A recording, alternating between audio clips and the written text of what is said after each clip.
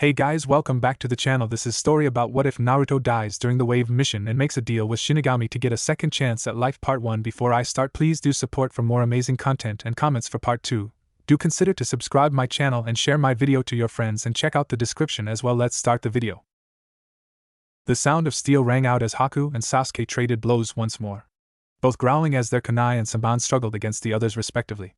Zabuza was slightly impressed to see that a green behind the ears genin matching up against his tool. Sakura.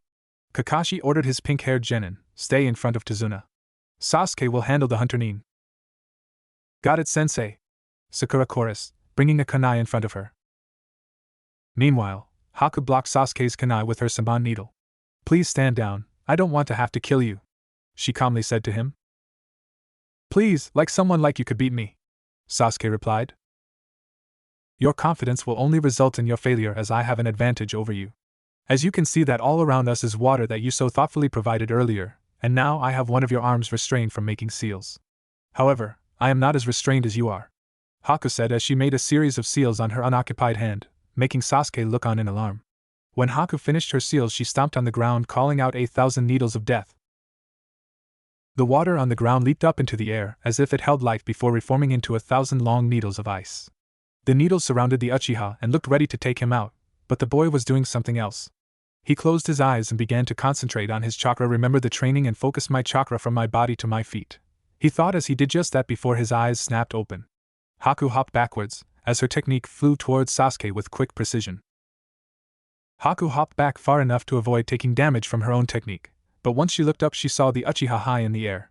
A burst of chakra alerted her senses, as Sasuke unleashed his signature fireball technique upon the young girl, which she dodged by hopping to the side and threw a couple of Saban at Sasuke, which went through him and caused him to vanish from sight.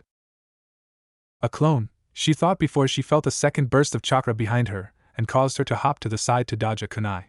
When she got up she heard a voice behind her back, "You're so slow that it's pathetic. From now on it will be you that dodges my attacks," Sasuke said before continuing the assault on the ice user.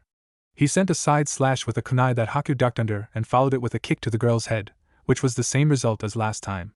Sasuke, however, continued to allow his moves to flow and follow one another, and eventually he hit his mark in kicking her in the chest, causing her to fall onto her back. Zabuza couldn't believe that his loyal subordinate was losing a battle of speed. Kakashi told him so too. I can't have you underestimating my team. Now Sasuke's the #1 rookie in Konoha, Sakura's one of the brightest, and Naruto is the hyperactive knucklehead unpredictable ninja of the leaf. Zabuza started to chuckle, before he laughed and turned towards Haku. Haku, it's time for us to get serious, he said with Haku slowly rising to her feet, knowing what Zabuza last said was a silent command on her part to no longer hold back. Chakra soon began to rise from her body, and soon it went above the level Sasuke was able to produce. Her bloodline began to react to the rise in chakra as water began to float in the air and surrounded her body before becoming ice shards once more and flew at the Uchiha in high speed, which he narrowly dodged. She then made a new seal, planning to use one of her unique jutsus. Sasuke stood prepared for whatever the girl was planning to use against him until he began to notice something.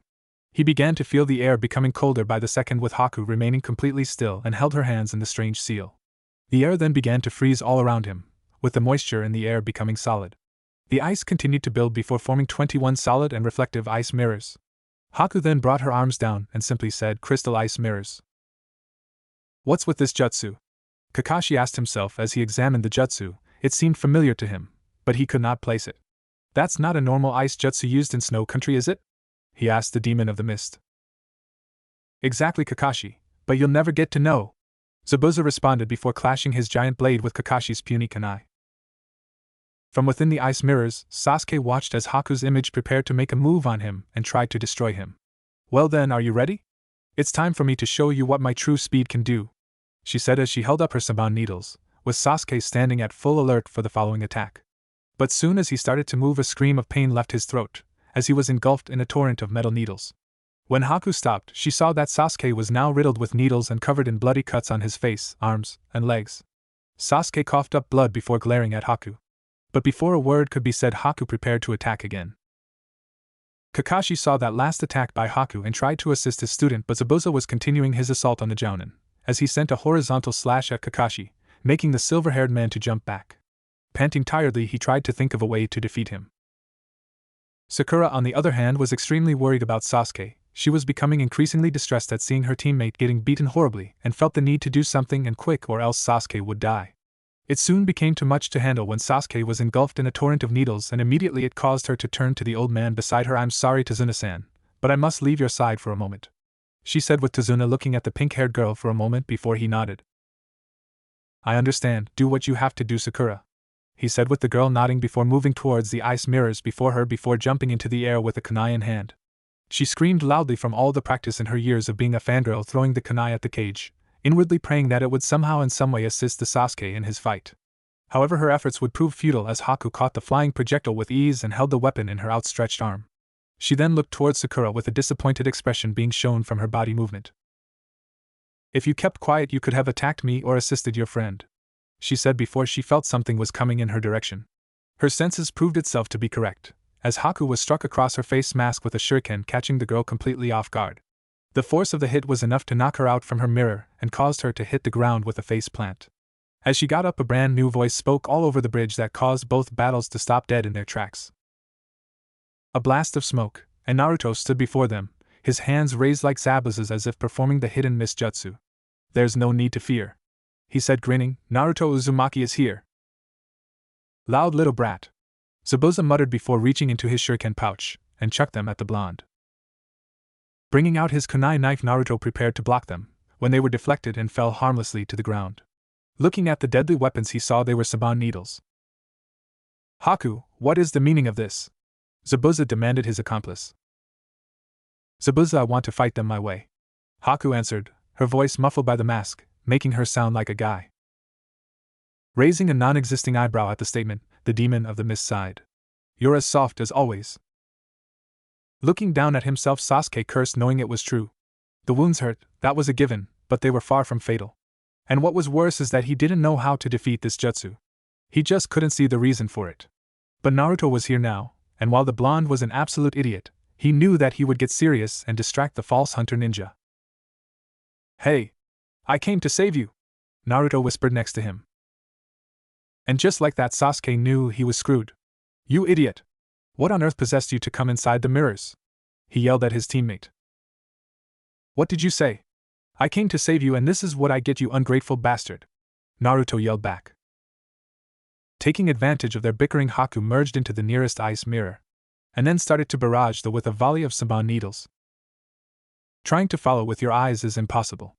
You will never be able to catch me," Haku said, readying herself to attack again. "That's a load of shit," Naruto shouted out, standing straight up after the attack. He brought his index and middle fingers together and shouted, "Shadow Clone Jutsu." In a giant cloud of smoke, 20 Narutos appeared.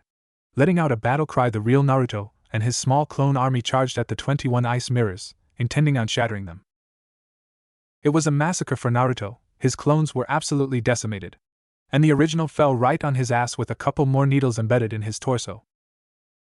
"This jutsu uses the mirror's reflection to transport me. From my point of view, you seem to be moving in slow motion," Haku said with the two looking stunned seeing this guy's pure speed. Kakashi's head snapped upon hearing that last statement made by the ice user and turned his attention towards Zabuza, a surprised expression on his face. "I knew it, for a kid to master a jutsu like that," Kakashi said when Zabuza started chuckling. "A jutsu like that?" Sakura asked, confused at what Kakashi was implying. "A bloodline," Kakashi said bluntly, "a deep blood lineage and superior genealogy. It's a jutsu passed down by your ancestors," he continued on, drawing a baffled look from her. "So wait, that means—" "Yeah, you can compare it to my Sharingan. Those two are in deep trouble." In the dome, Naruto heard Kakashi's explanation and smirked hearing it. "So what? Big deal, you have a bloodline, that won't stop me from fulfilling my dreams," he exclaimed, his voice never wavering. His exclamation caused Haku's eyes to soften behind her mask as the memory of the day she was found by Zabuza plagued her mind. The day that Zabuza found her after she was on the streets, cold, hungry, and soulless, just waiting to die. But then Zabuza found her and gave her a reason to live. She became his tool, he became a father figure, and for that gave her the will to live again. Becoming a true shinobi was difficult for me, and it still is today. If possible, I don't want to have to kill you. Nor want you to have to kill me, Haku said, her voice shaking a little behind the mask. But if you come at me, I will destroy my kind heart and become a true shinobi. This bridge is a place where we fight, to connect our dreams. Me for my dream. And you for your dreams. Tears fell from her eyes and collected at the bottom of her mask. Please don't hate me. I want to protect someone precious to me. To work for that person. To fight for that person. To make that person's dreams come true. That is my dream. Her voice then filled with determination. For that, I can become a true shinobi. For that I can kill you. Sasuke-kun. Naruto. Don't listen to him, you can beat him. Sakura shouted at them, hoping beyond hope that they would prevail. No, Sakura. Don't egg them on. Kakashi said, stopping her from saying more, drawing another confused look from the stupid fangirl. Even if they somehow defeat that jutsu, they cannot beat that boy. What do you mean? She asked, making the demon of the mist laugh at her nativity. They don't have the strength to destroy their hearts and kill another person. That young man knows the true pain of being a shinobi, Zabuza said, keeping up the charade of Haku being a guy. A real shinobi can't be created in a peaceful village like yours. Because you can't gain the most important thing. The experience of killing. And from what I've seen, only one of your wet behind the ears genin are capable of such a feat, he continued on, infuriating the copycat ninja at such a claim. I'm going to end this instantly. The copycat ninja said, bringing his left hand to his hitate. Sharingan again? Is that the only thing you can do? Zabuza sneered, getting real tired of this trick. As Kakashi started lifting this hitate, the eyebrowless man reached under his shirt and pulled out a kunai. Quickly adding chakra to his feet, the demon of the mist launched himself at him, aiming to take out Kakashi's Sharingan eye. It was too late to dodge, so Kakashi quickly brought up his right hand to defend. The kunai embedded itself in his hand, causing a massive amount of blood to splatter onto the ground. With his normal eye, Kakashi glared at the demon of the mist. You asked if it's all I can do, but you are afraid of my Sharingan, Zabuza. Kakashi taunted, blocking the pain from experience he received in the Third Great Shinobi War. A shinobi's supreme technique is not something that should be shown to your opponent over and over again. Zabuza snarled at him. You should feel honored, you're the only person to have seen it twice.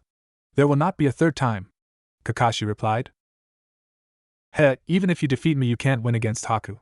Ever since he was a kid, I taught him all different kinds of fighting skills. Even facing the greatest adversity, he succeeded. Without heart nor fear of death, a fighting machine known as a shinobi. And even his jutsu surpasses mine by his terrifying bloodline. I gained a high-quality tool for myself. Unlike the scrap that follow you around, he said, pulling the kunai from Kakashi's palm. There's nothing as boring as a man's bragging. Let's get this started, Kakashi replied, lifting his hitate, his Sharingan flashing. Zabuza jumped backwards to avoid any possible attacks, backing further way down the bridge. Hold on for a second.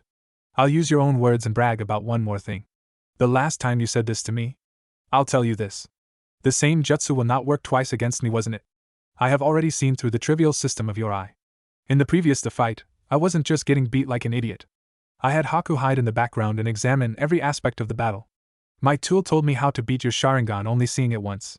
Ninja art, hidden mist jutsu, he called out. Zabuza gradually disappeared as a thick impenetrable mist blanketed the area, leaving Kakashi waiting for the next move. This fog is so thick I doubt even Zabuza could see through this, Kakashi muttered under his breath. But then he saw some familiar shapes speeding through the mist. He deflected several shuriken with his kunai. Impressive that you could block those Sharingan, Kakashi, came a voice from behind Kakashi. Spinning around, Kakashi saw Zabuza standing with one hand in the controlling hand sign for the jutsu. But what really amazed him was the fact that Zabuza's eyes were closed. But the next time either of you see me will be the end of everything. You have overrated your Sharingan a little too much. What? Kakashi demanded, hoping that Zabuza didn't figure it out. Oh, how wrong he was. You acted as if you knew everything, but you can't read my mind nor see my future, Kakashi. The Sharingan is simply a trick that makes your opponent think you can. It's basically an eye technique involving hypnotism and an attention to detail. Using these two abilities together, you can progress from copying the body to copying the mind to copying the jutsu. This is the dance that makes it look like you can predict the future. First, with that keen eye, you copy my movements and shake my mind. Then when I'm confused, you are able to figure out what I'll say and then become me. Then once the worry and confusion is at its peak, you attack with a cleaver trick. You attack my mind with a hypnotic genjutsu suggesting what seal I should perform next, and then you copy that. Zabuza laughed. So the answer is simple. First, with this thick mist I render your eyes useless. The demon of the mist proceeded to punch Kakashi in the chest, sending him backwards. And by keeping my eyes closed I removed the chance of being hypnotized. Kakashi panted, regaining his breath after that punch. But why? You can't see anything either. Have you forgotten? That I am a genius in the art of silent killing, taking down my enemy by just their sound. At those words, Kakashi turned his head on instinct in the direction he knew Sakura and Tazuna to be. Oh no, he thought, his body disappearing as he quickly moved to the pair, appearing between them and Zabuza just in time to barely block an attack. From the mist, Sakura's screams could be heard. Meanwhile, during Kakashi's fight, Naruto was barely holding on to conscious, while Sasuke was busy defending himself from barrages of Saban needles.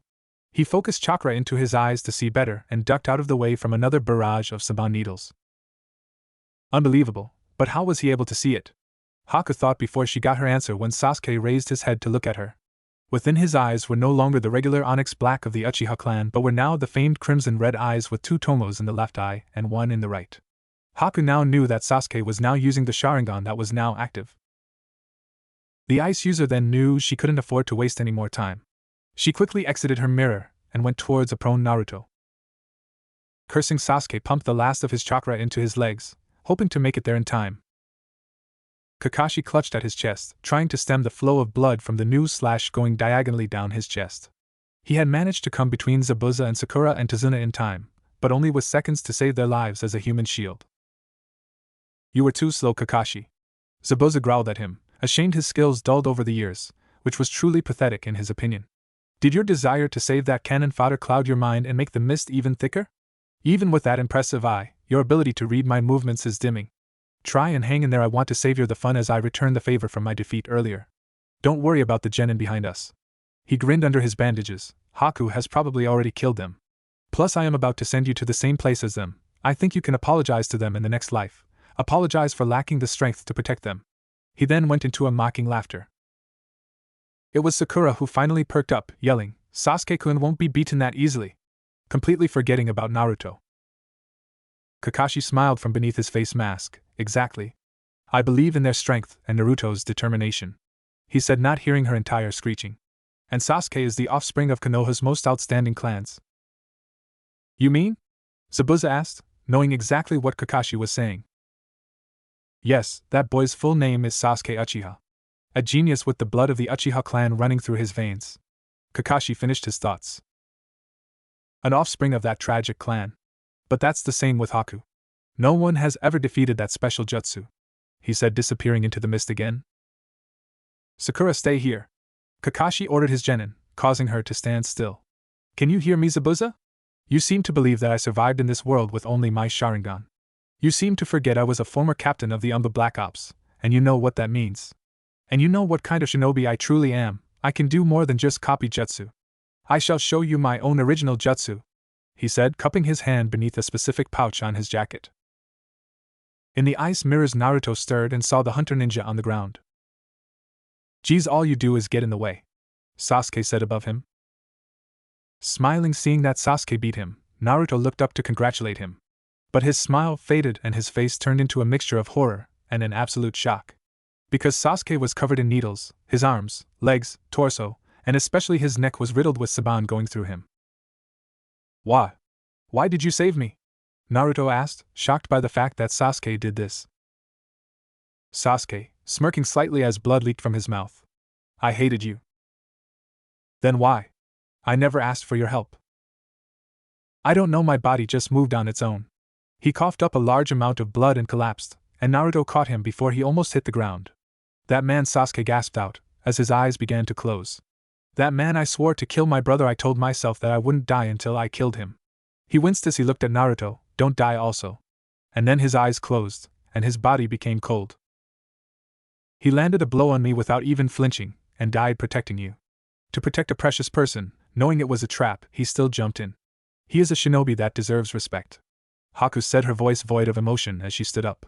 Is this your first death of a friend? That is the way of the shinobi, she said sadly, stepping into the nearest ice mirror. Shut up! Naruto shouted at the fake hunter ninja. I won't forgive you. Still hunched over Sasuke's body, foul demonic red chakra emitted from his body and looked up to face her. His eyes were slitted blood red, full of malice and rage. I'm going to kill you! He roared out, his voice dark and demonic, promising death. Haku watched in fascination and horror as the red chakra surrounded his body. His face became more pronounced as his whisker-like marks becoming darker in color with his canines turning to small fangs. When he opened his eyes, the evil feeling of the chakra overwhelmed her, as she felt her hands shaking in fear and almost a need to run from him, and never come back. She felt a multitude of fears going all throughout her body, as she saw the chakra veil take on the shape of a fox. She felt even further frightened, seeing as how chakra was supposed to be invisible to the naked eye, and for an instant, she could swear that an image of an evil glaring fox. What is this chakra? She asked herself as his wounds healed, and the needles from his previous attacks popped out of his body. That's impossible for chakra to change like this. It feels so evil and full of malice. And his wounds are healing. Who is this boy? She questioned inside her head, while preparing for Naruto's attack. Kakashi and Zabuza all blinked as they felt the sudden burst of evil chakra. Kakashi looked into the mist desperately as he withdrew a scroll from one of the pouches on his flak jacket. Is that Zabuza? No! This terrible chakra, it can't be Naruto. Knowing he didn't have much time left, Kakashi flipped his scroll into the air with his right hand, and moved his left hand up to his chest wound. He stuck his finger in the wound, and in a single practice motion caught the scroll, opened it, and swiped his bloody finger down the length of the inscriptions. Spinning the open paper around his body in preparation for the jutsu, Kakashi called out to the demon of the mist, Zabuza, I know you can hear me, and you know either of us have time to waste. This might not be your style, but let's end this fight right here and now, he said, catching the scroll as if rolled itself up in a focusing seal. Humph, sounds interesting. What could you possibly do in this situation? Show me, Kakashi, Zabuza shouted from within the thick mist. In the ice mirror dome, Haku moved quickly and threw 6 Saban needles towards Naruto. Naruto simply let out a demonic roar that blew them away. He then proceeded to jump up to attack her. She fled the mirror from years of training, and just in time as he punched where she just was a second ago, destroying the mirror. She fell to the ground completely shocked that her mirror was destroyed, but she didn't have time to think on it when she rolled away as he came down on her. His punch destroyed the ground which she stood on, resulting in her tumbling towards him after trying to get towards another mirror. She tried to get away, but he grabbed her arm, nearly causing it to break. Naruto then brought his right arm back, and with all the strength he could muster, he punched Haku's masked face, forcing her to fly backwards through one of her mirrors and roll on the ground before hitting an iron rail guard. As her jutsu crumbled, Naruto roared out and ran on all fours like an animal. As he neared her, her mask started crumbling, revealing parts of her face. He brought his right arm back to finish her off and thrust it forward. As his punch was about to reach her face, her mask fell off. Everything around them stopped. The wind didn't blow, the birds didn't chirp, nothing. Haku sat there on her knees. Why didn't you finish me off? She asked, her voice cold and dead. What are you trying to say? Naruto asked, his eyes back to their blue color. Haku was silent, but then she stood, her head bowed. You don't understand now. You have taken away my reason for living. Zabuza has no need for weak shinobi, or a defective tool. You're not a tool. Naruto snapped at her. What makes him so special anyway? Haku bowed her head, and told Naruto of her history. She explained how in Water Country, those with bloodlines were seen as monsters and tools, and civil wars in Water Country had resulted in the deaths of nearly all the bloodline users in said country. My mother was one of them, she said, her eyes lifeless. And when my father found out, he killed her, and then tried to kill me, but I killed him. Then Zabuza found you. Naruto finished for her, his gaze saddened, knowing her life was somewhat like his, unwanted and alone. Yes. Haku smiled, tears running down her eyes. I was happy. He took me as his own, and trained me to be his perfect tool. He was like a second father to me, but now she trailed off, looking to the side. He has no need for a defective tool, so please Naruto, kill me. Over with Zabuza and Kakashi, the copycat ninja went through 4 hand seals before slamming his scroll onto the ground. Summoning, Earth style, Fang Pursuit, he thought out as rows of kanji symbols stretched out, and the ground crackles with immense power. It's useless, Kakashi, you can't figure out where I am. Without your Sharingan, you're useless. The next attack will be the lost dash. Zabuza's thoughts were interrupted, feeling some rumbling beneath his feet. Opening his eyes, he could hear what he thought was the sound of dogs barking, which was joined quickly by cracking noises. Looking at his feet, Zabuza was shocked to see when several vicious dogs burst from the bridge, grabbing him and holding him tight in place. As the mist cleared, Kakashi saw Zabuza being held by a pack of dogs. A huge bulldog bit into both of his right shoulder, rendering it useless. 2 Great Danes held his hands, 2 Labrador retrievers held his arms, 2 Rottweilers bit into his thighs, 2 beagles bit into his ankles, and a pug bit on the long cloth of his Hittite. all wearing blue capes with smiley faces on them and leaf hitaites on various parts of their bodies. How? Zabuza asked despite the pain. Earlier in the fight I let you wound me, and your weapons stink with my blood, so my hounds couldn't miss you, Kakashi replied as the fog lifted. The fog is lifting. I can see your future, and your future is death. You say my future is death? I've had enough of your bluffs, Zabuza raged. Zabuza, you've had your fun. You schemed your schemes, the day you deserted the village hidden in the mist and became a missing nin, your name, and your reactions were reported to every village. We all know your failed coup d'etat you and your followers staged, and the attempt to assassinate the Mizukage. Since then you've been trying to raise funds for a second attempt, and barely staying ahead of the hunter nins, which is what brought you here. It's why you'd stoop to work for scum like Gato, Kakashi said, his voice filled with disgust. He then did 3 hand seals and used his left hand to brace his right wrist. A ring of crackling chakra appeared around him and small bolts of electricity flowed from the ring into his hand. The bolts eventually stopped and he now held a large blue ball of lightning, which let out a terrible sound like the screeching of 1,000 angry birds. You are a loose cannon. The man you're trying to kill, Tazuna, is the heart and spirit of this place. And the bridge you're trying to prevent him from completing is the land's hope. You're willing to sacrifice this place and everyone in this village, just to advance your own ambitions. He continued. Spare me the civics lesson and philosophy. You have no right in my affairs. Do your worst, Zabuza roared. Then die. Lightning blade. Kakashi yelled as he ran at Zabuza, his right hand at his side tearing through the bridge. He then brought his hand up to plunge it into his chest. But he saw a dark shape appear before him. Too late to pull back, he surged forward, thrusting his lightning-engulfed hand at Zabuza. Despite the tears, Naruto knew how Haku felt. He didn't want to do it, but sometimes there was no choice. Reaching into his kunai holster, he brought out his kunai knife and ran at her, intending at making her death swift and painless. Thank you, Naruto. Live on and fulfill your dreams. I just wish we met under different circumstances. I know we would have been friends. Maybe even her thoughts were cut short when she sensed a massive chakra spike where Zabuza was. Just when Naruto was going to take a stab at her heart, she grabbed his wrist, preventing him from the killing blow. I'm sorry, Naruto-kun, but I can't die yet, she said, not realizing she added a suffix to his name. She then proceeded to do a one-handed seal and disappeared. What the? Naruto asked himself, seeing her disappear. Looking in the direction he knew Kakashi and Zabuza were fighting, he saw her appear in front of Zabuza, her arms wide open protecting him from Kakashi's lightning-covered hand. He felt his eyes widen, and he growled angrily. It wasn't fair. No one deserved to die like that. That was when he felt something in his legs. Apparently he unconsciously focused the fox's remaining chakra into his legs. But he didn't care. Squatting down, he flew forward towards them. In a splash of blood, Kakashi saw with horror what he actually hit. Haku had reached Zabuza in time, but Naruto had shoved her out of the way, and took Kakashi's prized jutsu through his chest, and out his back, splashing the area with his blood. Wawa Kakashi tried to get out the words, but Naruto grinned, despite the pain he was in. I couldn't let her die, he said, as Kakashi pulled his trembling, blood-soaked arm free from his student. Zabuza only scoffed, amazed by Naruto's tenacity. Saved by my enemy's student, all for a defective tool. Naruto, growling pale by the second, looked at the demon of the mist. His eyes hard and cold. Don't you call her that, he said, trying to cover up the hole in his chest. How? Haku put her hands over her mouth, trying not to throw up. I don't know, I just guessed. Naruto smiled at her, before puking up a glob of blood. Now listen here, no brows, she loves you like a father.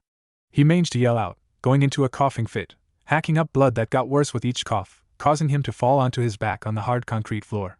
But he managed to smile through the pain. I'm dying, I know that much, and while I may be an idiot. He snickered a bit as he saw the look on their shocked faces. I know one thing about the 7 swordsmen last rites. Zabuza winced hearing that. It was a tradition in the 7 swordsmen of the mist to honor one request from the dying. That was if they earned their respect, and if it was reasonable. While he didn't want to admit it, the blonde brat earned his respect from their first meeting, being the only one who actually didn't fear him like the others. Fine, what is your wish? He asked, knowing it would to abandon his mission. I want you to abandon this mission, and bring Haku and yourself to Konoha to. He immediately went into a hacking fit that caused his life blood to spill onto the bridge. Become shinobi of the leaf. He managed to finally say after his fit, his voice growing weaker, and weaker by the second.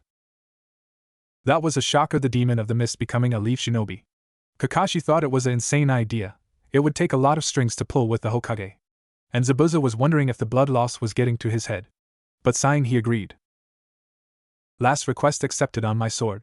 Zabuza agreed, sealing the deal, and looked at the dying blonde, forever burning the image into his mind in order to never forget.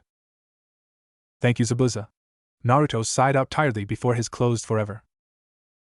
The scene was heartbreaking. Only 4 people cried for the blonde.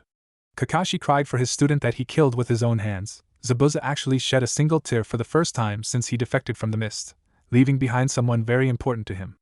Haku started weeping as she looked at this boy, this man who gave his life for her. And even Tazuna wept uncontrollably for the deceased blonde who gave his life to save a country that wasn't even his own. The only people who didn't cry was Sakura, because she was tending to a wounded Sasuke. And was because parents told her that Naruto was nothing but a demon. When she was as young as 6, they, and the entire civilian council gave her a super-secret mission to abuse him for her years in the academy, and kill him whenever she got the chance. And Sasuke, because he was unconscious at the time, blissfully unaware what happened to the blonde. However, the heartbreaking scene was ruined.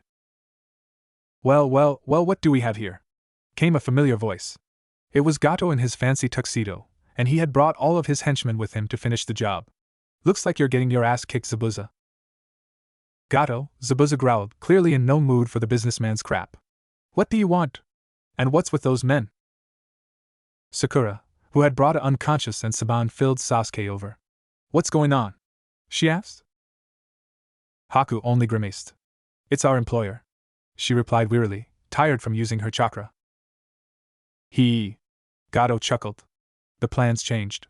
At first I wasn't going to pay you, and let the Hunter from Water Country know where you were. Zabuza grimaced. He knew this wasn't going to end well. But then I saw this fight, and thought that it'd be better to kill off you guys, and give the girls to my men as part of a job well done.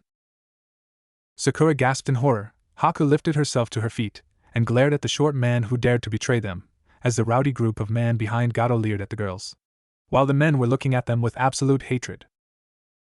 Gato saw her, and grinned evilly.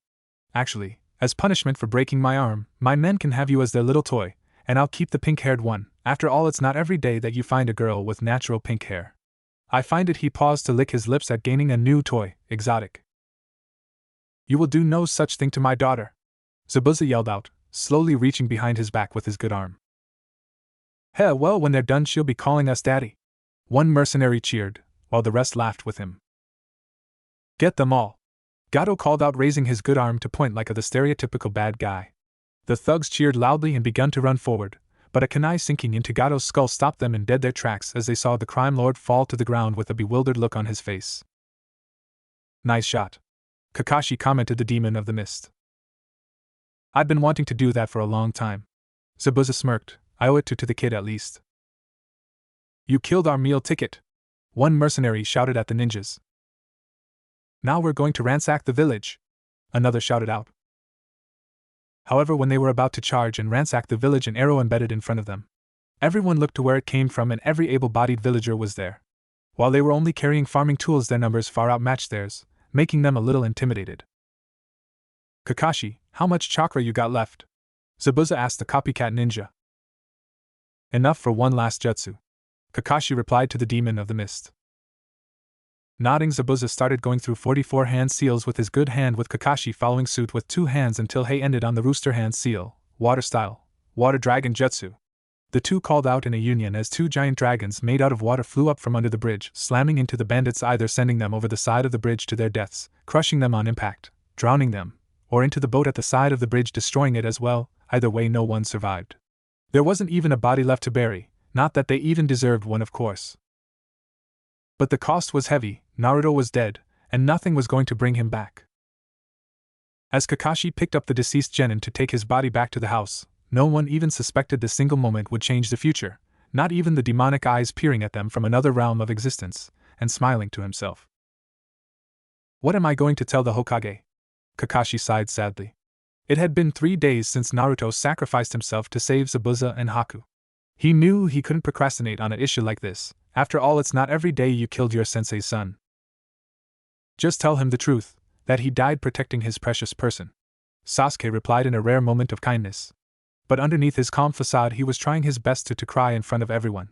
While he would never say it out loud, Naruto was his friend. The blonde always stuck by him during their academy days after his clan was slaughtered. Being an orphan, he knew his pain and loneliness of not having a family. Sakura, on the other hand, clearly didn't give a flying fuck. Her mom always told her that Naruto was the Kyuubi incarnate, and she believed every word like a good girl. And the result was her undertaking a private mission under the civilian council to destroy the blonde-haired demon any way necessary. Smirking inwardly, she took pride in what she did to make him suffer, distracting him from his studies as a shinobi with her beauty in her mind at least, causing him brain damage by hitting him repeatedly for doing the simplest things. While she was glad she had him wrapped around her finger, his death took a lot off her mind so she can finally report back to her mom, and finally get her beloved Sasuke to finally notice her. Zabuza meanwhile stood up, causing Kakashi to glance at him. Sighing, the demon of the mist said to the copycat ninja, "Listen, I'm just heading to the bathroom. I swore on my sword that I would honor the kid's request, and I'm not going to break it." As he headed to the bathroom, the former Mist Umbu member reflected on the last 3 days. And he wouldn't admit it, but he missed the kid. While he was an idiot, he had potential to surpass him. That's right, he was the one he mentioned to Kakashi on the bridge. The kid had spirit and brought Haku and him closer together. He felt like smacking himself for being so oblivious to his surrogate daughter's feelings towards him. As he opened the door, he swore that if he broke his promise that he would take his own life. Haku, however, was sitting by Tsunami, both still shedding tears. Tsunami's was for the man who saved her and her son's lives, while hers were from what could have been. When she first saw him unconscious in the forest, it pained her to try and kill him, and for that she was glad that she didn't. His eyes looked much like hers before she found Zabuza. While she had no doubt that he was happy with his current precious people, his eyes showed her it just wasn't enough. Drying her tears once again, she made a silent vow to honor his sacrifice by living her life to the fullest. Tazuna drank himself into unconsciousness, unable to bear that a young soul sacrificed his life for a country that was not his own. A part of him died on that bridge 3 days ago, showing what a waste of life these shinobi go through. Naruto was only 12, almost 13, barely old enough to see life to its fullest. That was why he was going to name it the Great Naruto Bridge to honor the life of Wave Country's savior before he passed out. Inari, however, was taking it the hardest. Naruto was the closest thing he had to a brother. But he dared not shed a tear out of sadness. No, that would be an insult to the man who saved his country. The only time he would ever cry was out of happiness, never sadness, that he swore on the grave of Kaiza, the first hero of Wave Country, and his father. None of them knew what would occur in the next hour. Unknown location. Is this hell or is this heaven? Naruto whispered quietly to himself. The sound echoed through the darkness, and he heard his own question repeated many times, distorted in some way. He could feel the vibrations of his own voice rippling through his body. Then there was another voice, and as it spoke, the veil of shadow that had shrouded his senses was banished. No, this isn't hell or heaven. It is the place in between earth, heaven, and hell. It is the connection linking all three. It is the place of purgatory, or otherwise known as limbo. The words came from every direction, and the voice was unlike any he had ever heard. As his sight returned, he could see a figure in front of him. It was monstrous, larger than even the Kyuubi, though it shared many of the same characteristics as a human. Only he had purple skin with horns on his head, his long white hair flowed down to the giant's knees, and a dagger was held between its sharp teeth. The man wore a big baggy white yukata. He was also slightly transparent, and glowed with a strange dark power. A presence hung, not like a killing intent but rather like death itself, was radiating from the ghost-like man. It was so powerful that it made Kyuubi's killing intent seem like nothing. Naruto gulped. He had never felt this much power before. This man had to be a god or demon, nothing else could house so much power. I am Shinigami, the god of death. Naruto's eyes widened at this revelation. He was dead. He killed me, my sensei killed me. Naruto's eyes dulled with sadness. He knew that something was off, but didn't know what.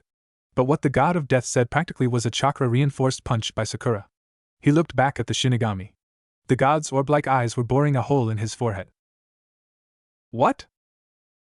The god of death seemed a bit taken aback that a mortal would speak so bluntly with him. Well, looks you got a set of kahunas to speak to the divine. I know you're the lord of the afterlife, big fucking deal. Just send me to heaven, hell, or keep me here, either way I don't give a shit. Naruto said, crossing his arms in front of his chest, awaiting his judgment. He expected an angry scream, and get banished to hell for all eternity. But instead the god of death started chuckling, right before going into full-blown laughter. He waited for him to stop, but it continued on for 3 straight hours, bringing a bunch of tick marks on his head. What's so damn funny? He finally screamed out, getting tired of his laughter. Wiping a tear from his eye, the Shinigami chuckled one more time. You are a very amusing human, he managed to say, before letting loose a stream of chuckles. What do you mean by that? The blonde asked. While it was easy to confuse him, This was far by the most confusing thing that he ever experienced in his life. Kid, you are the first human to tell me off. No one, and I mean no one other than my family, has told me off. And I find that hilarious. Shinigami said, his respect going up a notch. But now on to important matters. I believe you know that you have passed on. Yes, I kind of figured that out since I met you, Naruto said, scratching his head. Cut the lip, smartass, I'm trying to say something important here. Shinigami snapped at him. Now, as I was saying, I'm here to make a deal with you. Wow, hold up, I ain't making any deal. Not without knowing what I'm in for. Why, you're not as dumb as you look. I take offense to that, Naruto protested. Whatever, Blondie, let me guess, you aren't going to agree unless I tell you what I'm planning? Shinigami asked him, raising an eyebrow. In the words of the Yondaime Hokage, take it or leave it, Naruto said, bringing out a ghostly image that made the god blink to make sure he wasn't seeing things. You don't know the half of the words you just said, Shinigami thought, remembering those words from so long ago. All right, but listen closely because I'm only going to say this once, he said, making Naruto nod. I have been watching you closely, and I must say you have earned my full respect and more. And that is nearly impossible. So I'm going to offer you a second chance at life. I will send you back to your world. I will repair and enhance your old body to the point that you will be unrecognizable to everyone, he finished, making Naruto's eyes widen in excitement. What about the fox? Our blonde hero asked, wondering if he would be rid of him once and for all. Unfortunately, Kyuubi's soul will remain in your body. Now, before you complain, I just can't take him out. It is the will of my mother destiny that you two stay bound together. Seeing the blonde frown and bring his head down in disappointment, Shinigami shrank down to the size of a 6-foot-tall human and ruffled his hair in a fatherly fashion. Hey, don't look so down.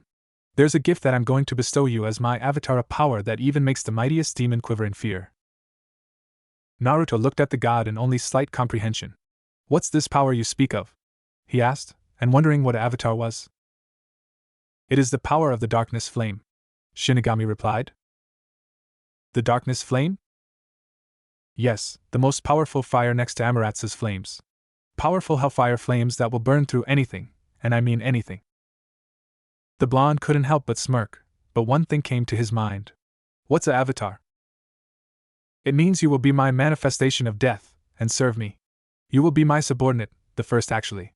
You will follow my orders like your Hokage and sensei, but what I order you to do is your first priority, Shinigami said, causing the blonde to frown. Don't worry, it's not like you're my slave for eternity. You will still have all your freedoms, but when an order comes up I expect you to do it. Everything else will come second.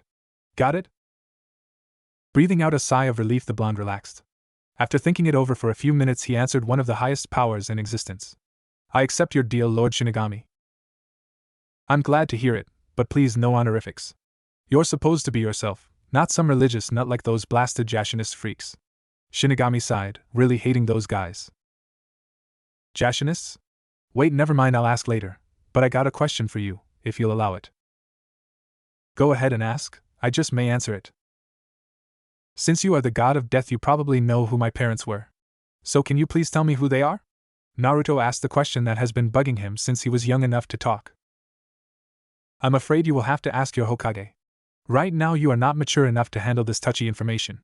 But since you'll find it out eventually from what I'm gonna put you through, I can at least tell you that our mother was of the Uchiha BLO. What? My mom was a Uchiha? Why does Kami hate me? Naruto cried out in disbelief, doing a bunch of exaggerated movements, causing the god of death to sweat drop, wondering if bringing him back to life was a good idea. Kid, my brother doesn't hate you. I know this for a fact, trust me. He lied for the most part, making him stop in an awkward angle. Alright, fine, can I go back now? After all, I can't ask the old man if I'm dead. Naruto asked, standing straight up. Hold up before you leave, I have a couple assignments for you. Fine, lay it on me. Naruto sighed, wanting to get this over with. First, I'm going to awaken your Sharingan and I want you to name it because it's going to be a new bloodline. 2. Get rid of that forsaken jumpsuit. 3. I want you to kill 3 men, Orochimaru, Madara Uchiha, and Danzo Shimura. They have been a pain in my ass for far too long. And 4. Don't fawn over that pink-haired bitch, instead pursue that Hyuga girl, and that ice babe. Shinigami, wait, why do you care about my love life? Nero asked suspiciously. Shinigami actually chuckled nervously, and scratched the back of his head. Well, for one, I know that you've been secretly training / kinda seeing that Hyuga girl, though it's been too slow for my tastes. And I know that her love runs deep within her for a knucklehead like you. Plus that girl with that ice bloodline, well, she's well hot and is developing feelings for you. And before you ask how I know, it's simple. Cupid is a good friend of mine, and he knows that it gets boring in limbo. So he shoots people for everyone's amusement. While it mostly works out on a lot of people, he does make mistakes. Like when he seriously fucked up when he shot you for the pink-haired bitch. Take that back, Sakura is not. Silence. The god of death roared at him. She is a total bitch, the worst girl I've ever witnessed to date. And trust me, I've seen Countess Elizabeth Bathory, and gladly sent that bitch to hell where she belongs. You may be a god, but I know her, and he was interrupted again when the powerful deity punched him in the face. The blonde flew back a few feet before hitting an invisible wall, knocking him unconscious. He stirred a couple minutes later, but he was frowning, and his eyes held a dark look. Is this true? He asked, his voice suddenly taking on a sad tone. Yes, she isn't what you thought she was.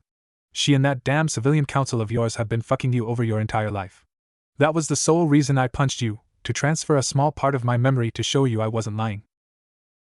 After a long while our blonde hero stayed quiet. Is there anything else you wish of me? He finally asked, his voice still sad, but happy at the same time in a weird way that only a mortal could do. Yes, I want you to drop your mask because I'm sick and tired of you making yourself looking like an ass all the time. Don't sell yourself short on anything. If you want it, reach out and grab it, or you'll regret it for the rest of your life. Shinigami retorted on a mocking tone. Nodding, Naruto accepted Shinigami's terms. I'll do as you say, but I got a few questions. He asked. Ask away. For me, killing those 3 men, isn't Orochimaru the snake Sannin who betrayed Konoha? Who the hell is Madara Uchiha? Isn't he part of my family? And who is Danzo? Listen closely. Orochimaru is trying to obtain immortality, which is a pain in my ass. Just think, if other people were to discover how he gained immortality, the entire balance of life will get fucked up. Plus, that man has been doing a long series of sick and unusual experiments, thus forcing me to send good spirits to hell because they turned evil because of him. As for Madara, yes, he's part of your family, however he has gained immortality, but that's not the worst part. He took control of Kyuubi not once but twice. He was the one who fucked up your life, and pretty much cursed you to damnation. And Danzo is as worse as those 2, but you're not ready to learn more about him yet. You have to be fucking kidding me? Kid, I'm a god and gods don't lie about serious stuff like this. Then there was silence, a very uncomfortable silence, so Shinigami decided to break it. Why does this bother you? I know you took your first life before. Don't remind me of that. Naruto grumbled, putting his hand over his mouth to try and not throw up. Kid, it was a life and death situation. You did what you had to survive. But... No buts, the man was a drunk and a criminal. You did your village a favor by getting rid of him, and trust me, he's in hell getting what he deserves. But... I said no buts. In your profession you're going to take many lives, and while you serve me you're going to kill a lot more. Sighing, Naruto replied to the god of death, You're not going to make this easy on me, are you? Giving him a sharp toothy grin, well, as much he could give with a dagger in his mouth, the god of death chuckled at the blonde. Damn straight I am. Now, before I interrupted you, what was the cause of your distress? Oh right. Well, those 3 seem strong. I mean, I'm only at high genin level at best. Do I have to? Oh no, they are your primary targets. While I want them dead as soon as possible, they don't have to be killed right away. After all, what use would you be if you died on me? Shinigami said coolly. While it was kind of cold of him, Naruto knew that he was right. But they won't be the only ones. You will have secondary targets when I come up with them. Alright, now for naming my bloodline, can you give me some time to name it? I can't really come up with something this important on the fly. Naruto asked, hoping that he could go back now. I'll give you some time. But for now it's time for me to send you back. Remember, death is your ally. Go forth and be my agent of death to those unworthy of their lives. Shinigami told Naruto as he faded away and the blackness receded. Barely a day after his death, Naruto's body finally looked to be at peace. Due to rigor mortis settling in, he was laying awkwardly on one of the futons within Tazuna's home. His legs were slightly bent in an odd angle, his body looked twisted, and his hands were pitifully trying to cover the gigantic hole in his chest. But his face held a serene look to it, and a peaceful smile to go with it. That was what Kakashi was brooding over. The man was a mess, his hair greasy and unkempt, his visible eye was red and puffy from the amount of tears he shed. Let's not forget he was still healing from his fight from Zabuza. Sighing behind his mask, he sincerely envied his student. From all his experiences in his life, Kakashi never saw such a serene death face, not from his fellow shinobi at least. In fact, he only saw his sensei and his wife smiling upon their deaths. It was like they knew something everyone didn't, and to this day he still didn't know what they were smiling about. And now their son was giving him that same smile that haunted him in his dreams. Getting to his feet, the copycat ninja brought his hand to his deceased student's cold forehead, and brushed his messy strands of hair out of his face. Naruto, I'm sorry, I'm so sorry. I promised that I would never let anything happen to you or anyone on the team. But just like with Rin, I failed you too because I wasn't strong enough. I hope you're in a better place and talking with your folks, you definitely deserve it. Turning around, he headed towards the door and opened it up. I will miss you, Naruto, nothing will the same without you. With one last tear falling from his eye, he shut the door. Barely 5 minutes later, a dark, powerful, and sinister energy transferred to Naruto's lifeless body, wrapping around him in a cocoon-like fashion. The energy started building up until it became unstable. The energy expanded until it exploded, blowing the 2 windows in the room out, and shattering the furniture, and tearing off Naruto's bloody jacket along with chunks of his flesh, though it grew back within seconds. Our hero's body stirred a little before he woke up, breathing his first breath of air. Note to self, don't die again. He muttered to himself. Wait, I'm alive? Yeah. I'm fucking alive. He cheered to himself in joy. He would have jumped around hooting and hollering, but a sharp pain jabbed him in the back of his neck. Hey brat. Shinigami spoke up after mentally slapping him. Gingerly rubbing the back of his head, Naruto looked around the destroyed room. Shinigami, I can't see you, where are you? I'm speaking through your mind, and don't talk out loud in public, people will think you're crazy. The death god replied. Oh. Naruto immediately thought, stop talking, and focused his thoughts into his head. Is this better? Perfect, now listen up, I want you to get out of here now. Why? Naruto started to question him. Don't question me, do it now! Shinigami roared, making him shut up and scramble out one of the broken windows. He left just in time because Kakashi and Zabuza started kicking the door down. Shinigami used some of his power to write a message on the wall to throw them off. He finished the last letter when the door was reduced to splinters via Zabuza's giant cleaver. When everyone got into the room, most of them were horrified to see the destruction in the room. The bed Naruto's bloody body was on was gone, the windows were blown out, and any bit of furniture was reduced to splinters. What the hell happened? Kakashi cried out, as he frantically started searching for Naruto's body. Kakashi, you might want to take a look at this. Zabuza pointed to one of the walls with the writing on it. Sasuke read it out loud, his eyes narrowing with every word. Dear Leaf Scum, we finally got him. And at the end of the message there was some sort of symbol, showing 2 stones next to each other. Who would do this? Tazuna asked, horrified that someone would do this to the deceased, completely forgetting what the hunter ninja do to their targets. Narrowing his eyes and clenching his fists, Kakashi answered him, Stone Country. They always hated us, especially the blondes in our village. He surveyed the damaged room, seeing parts of his students' flesh and clothing. He clenched his hands harder, drawing blood, and his eyes starting to mist up. It must have been the explosion core, only they would have the gall to do this. Well, at least we don't have to carry him all the way back to the village, Sakura said, trying to play the part as the naive and optimistic genin. But it was hard for her to try and not smile and cheer that she would never see the Kyuubi brat, as her mom called him, ever again. But how did they even know we were here? Sasuke asked, because this scenario honestly didn't add up. They must have been hired by Gato before he turned on us. Zabuza commented, the late crime lord was the type to do it after all. I guess so, Kakashi replied. That was the last they talked about it. Zabuza swore that he would utterly destroy any stone ninja he came across. Tsunami and Haku were holding in their tears to stay strong in front of the men, but Inari, however, ran out the room just because he just couldn't bear the sight any longer. And the 2 honorable members of Team 7 were silently praying for Naruto's poor soul. The next month was going to be hell for most of them. But then they would be in one hell of a surprise once it ended. Panting heavily, Naruto collapsed onto the forest floor. The Shinigami kept screaming at him to run until he collapsed. That was a few miles ago, which was pathetic in his opinion. After all, he was known to be a stamina freak back in his village. Shinigami, why am I so weak? He managed to pan out. You just came back from the dead, what did you expect? Did you expect to be back at full performance once you came back? The god of death replied, almost in a smartass tone. Alright, why are you so casual? Aren't you supposed to have I'm a god and you should bow to me attitude?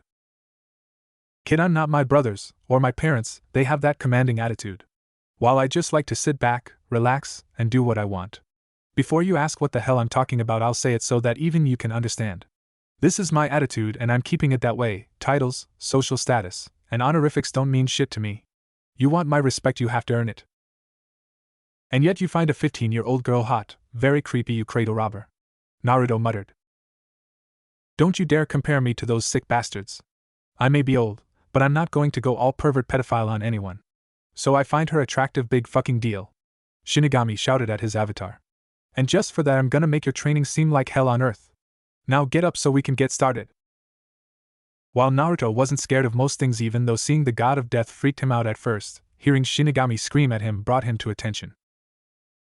Now I'm gonna bestow you the darkness flames, however this comes with a price. Price?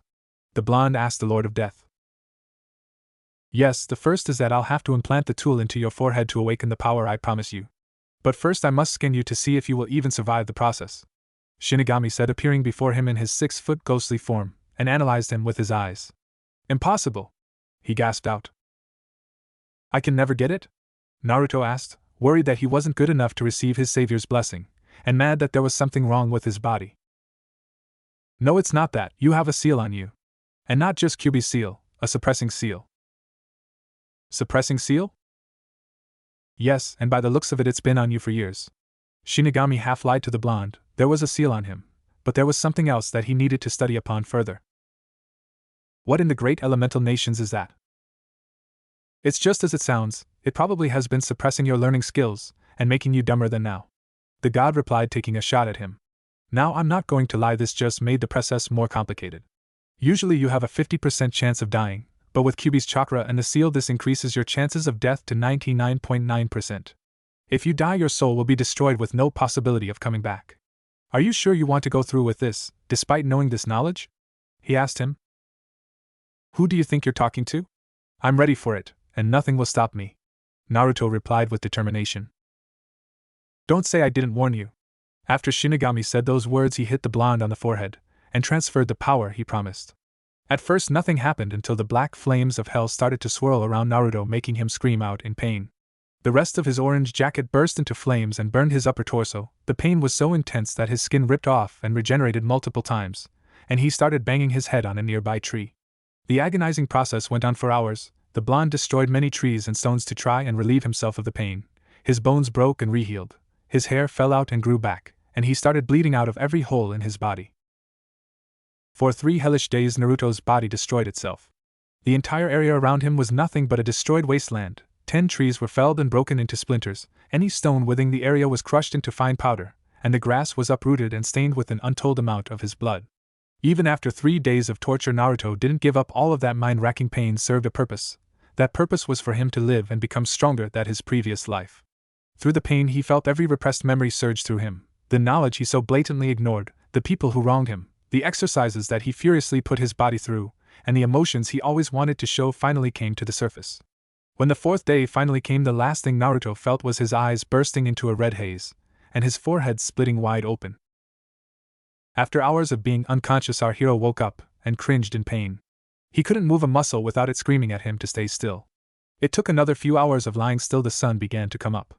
Cringing in a low amount of pain, he finally crawled to the nearest river to see any changes.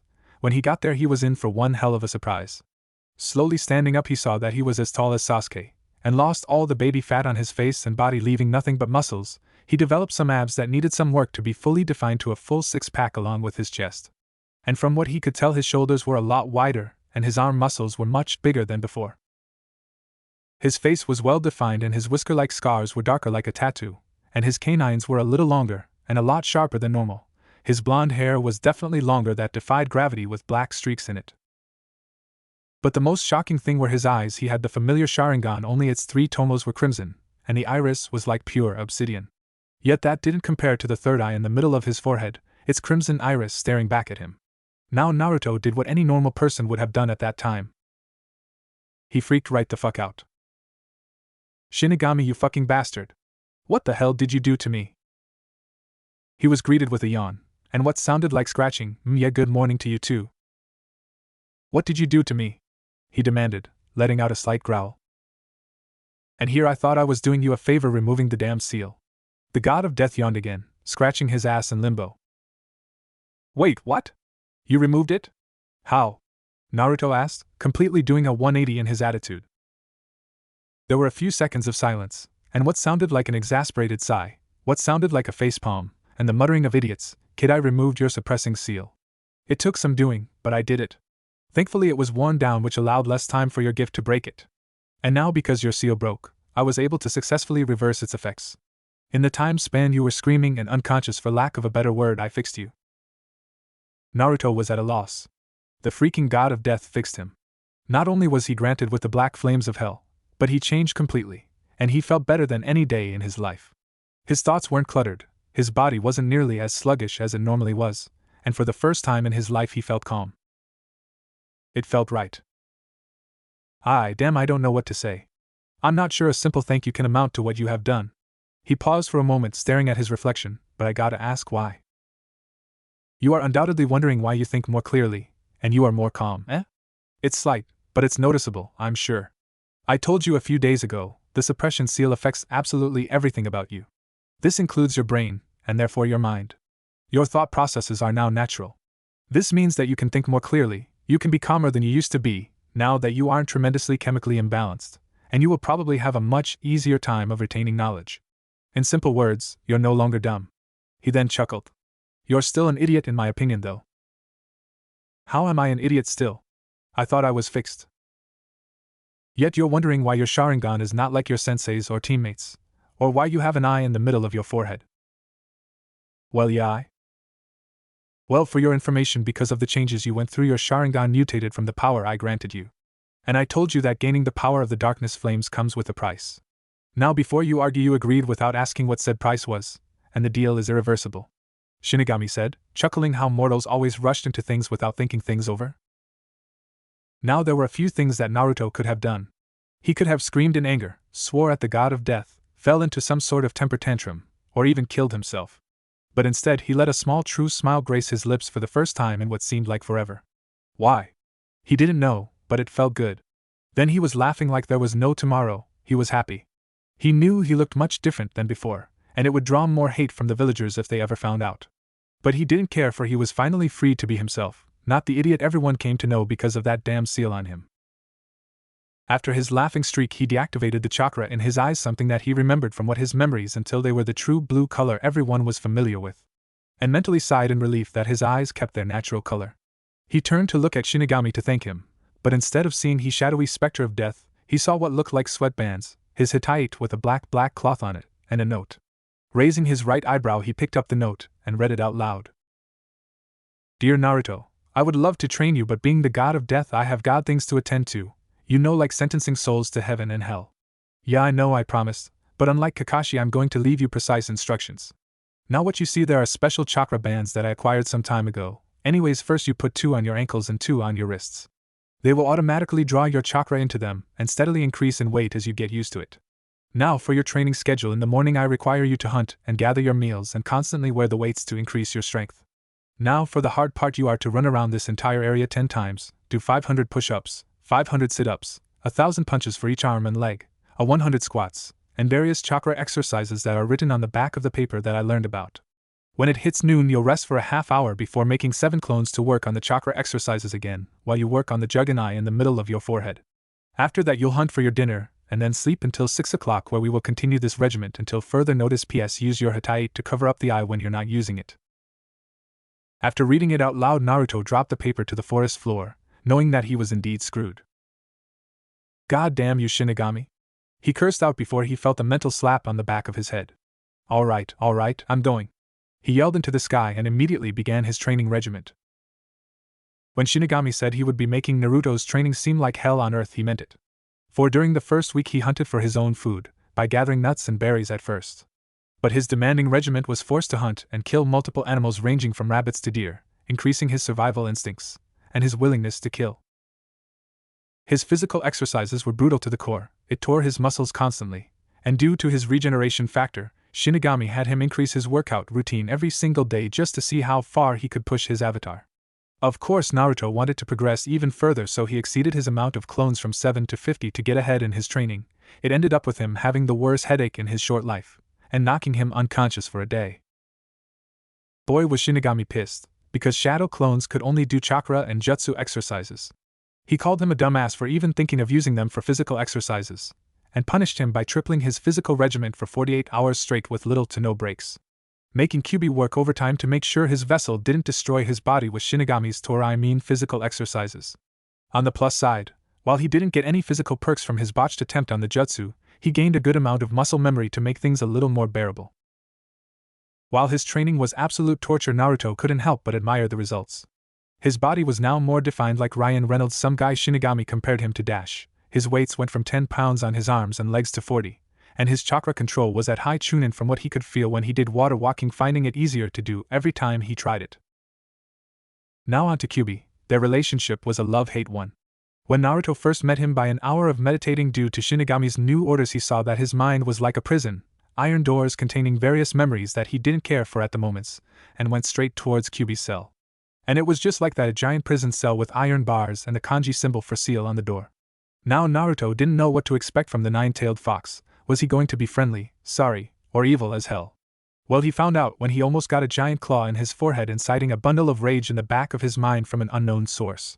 Little to say, the two got into an argument until Shinigami became the mediator by shutting them up with his killing intent. From then on, the two, while not exactly buddies, grudgingly accepted and helped each other. Naruto by imagining up a giant rabbit for the fox to devour from time to time, and Kyubi by giving him chakra when he needed it, and sending him information about the Uchiha clan. The information was disturbing to say the least. He learned that the Uchiha clan was descended from the elder of the two boys entrusted by the sage of the six paths with the power and will of the way of the ninja. The elder believed that might would bring peace. The sage chose the younger as more fitting to be his successor, causing the elder to become vengeful to him. From the younger boy descended the Senju clan, who would be the eternal rivals of the Uchiha clan. Before the founding of the ninja villages, the Uchiha were one of the many mercenary clans for hire. Because of their Sharingan, the Uchiha clan came to be known as one of the two strongest clans, the second being the Senju clan. That was when he learned that his ancestor, or at the very least a distant great-uncle, Madara Uchiha, who was undoubtedly the most powerful Uchiha at the time, was particularly powerful, and upon attaining the Mangekyo Sharingan, he took control of the clan. Under his leadership, the Uchiha grew stronger, conquering whatever clans they came upon, such that, whenever the Uchiha clan was hired for a job, the opposing side would hire the Senju clan. To bring an end to the constant fighting, the leader of the Senju clan, Hashirama Senju, approached the Uchiha with an offering of peace. Although Madara never wanted peace with the Senju, the rest of the Uchiha wanted to end the fighting, and Madara had no choice but to go along with their decision.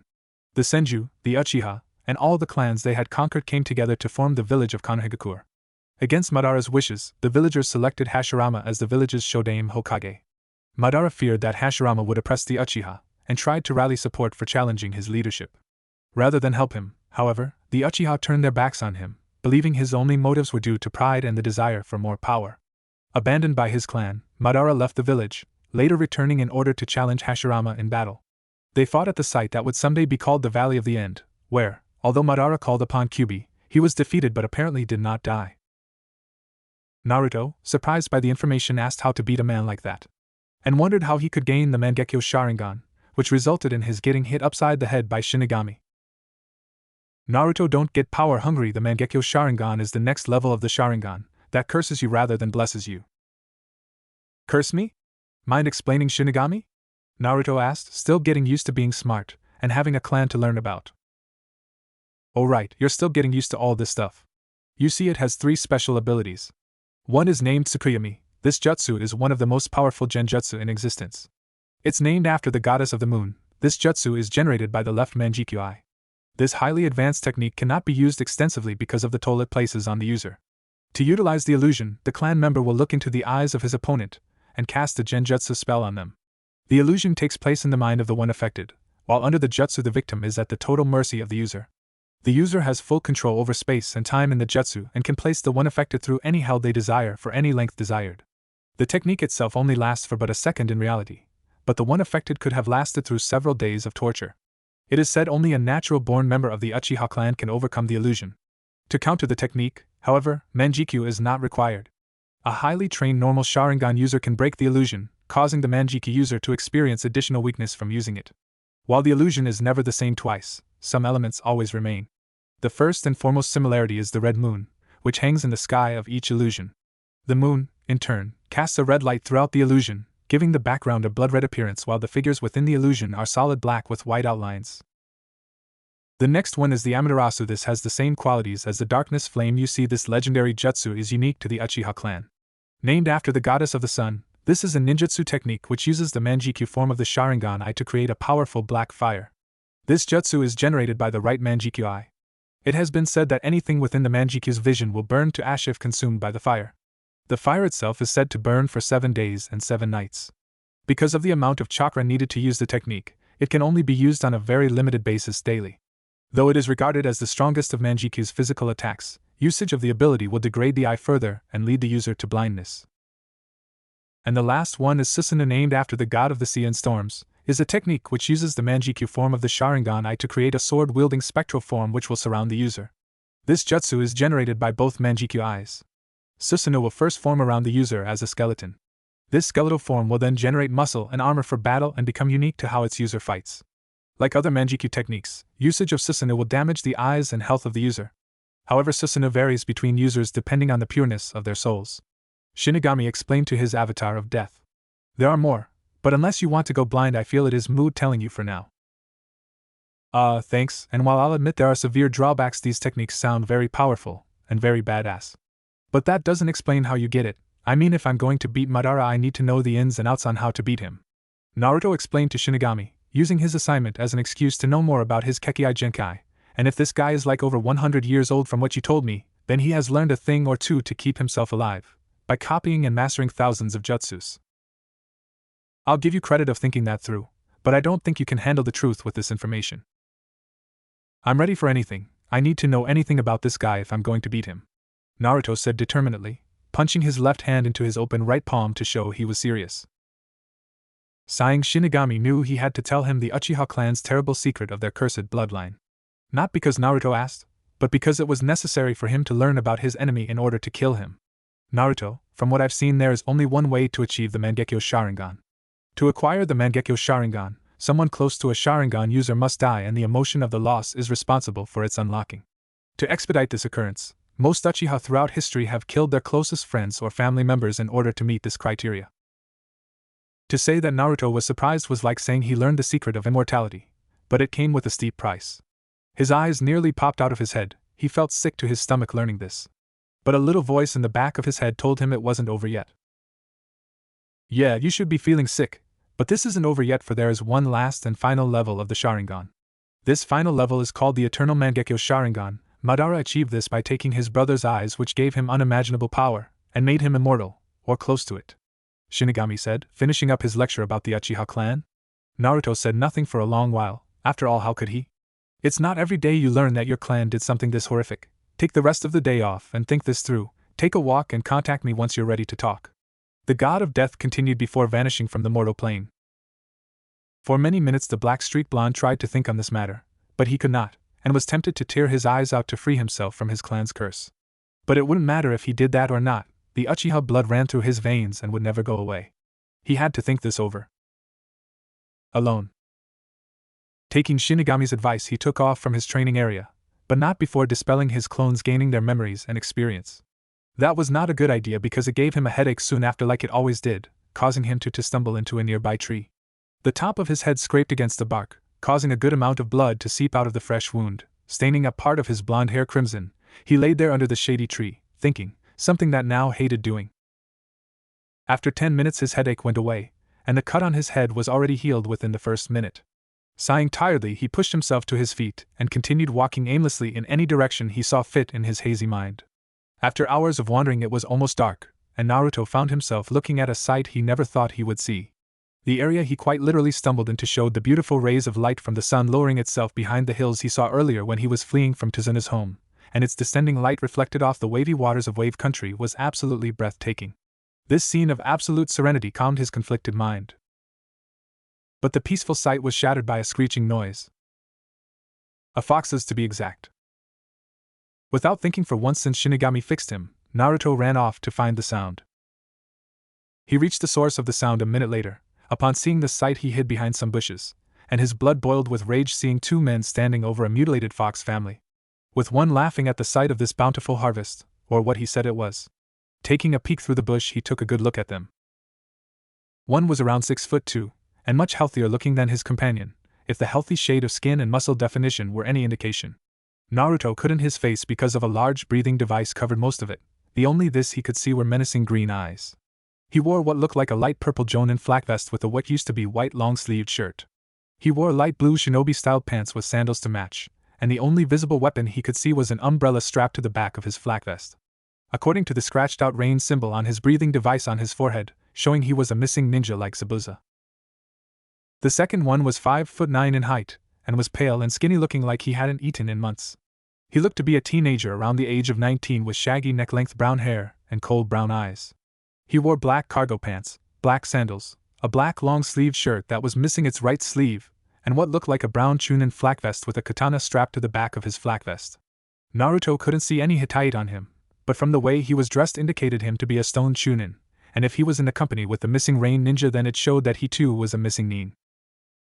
That was some good hunting, wasn't it, Ishikawa? The rain ninja laughed out. It was boring in my opinion, Muka. They didn't stand a chance. The stone ninja named Ishikawa yawned out boredly. Bah! It doesn't matter, we'll skin them, cook up the meat to fatten you up, and sell these pelts after we find this Gato person. The missing nin named Muka exclaimed. However, after his boasting he heard a slight rustling and stomped over to a nearby bush. Ripping it out of the ground it revealed two kits, barely 6 months old. Well, look what we have here. Muka laughed as he beckoned his partner over. Sighing boredly, Ishikawa walked over to his unlikely partner in crime. While Scrawny the ex-stone chunin looked at the kits with a small amount of caution, the smaller looking of the two, probably a female in his opinion, was cowering behind the other one.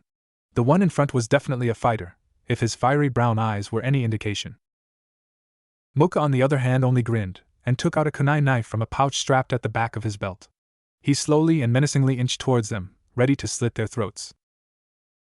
The kid in front of his sister wouldn't allow it. Snarling, he leaped at the missing rain ninja. Opening his small jaw, he bit down hard on Muka's hand. While his teeth were small, they were unnaturally sharp. One of the few things he prided himself on. As the coppery taste of Muka's blood filled his mouth, the man screamed, not expecting an attack.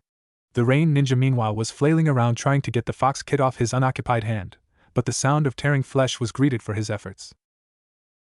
Naruto meanwhile watched this all in fascination, amazed that something so little would stand up to overwhelming odds. Unknown to him, Kyuubi watched the struggle, proud to see that his kin was fighting the good fight.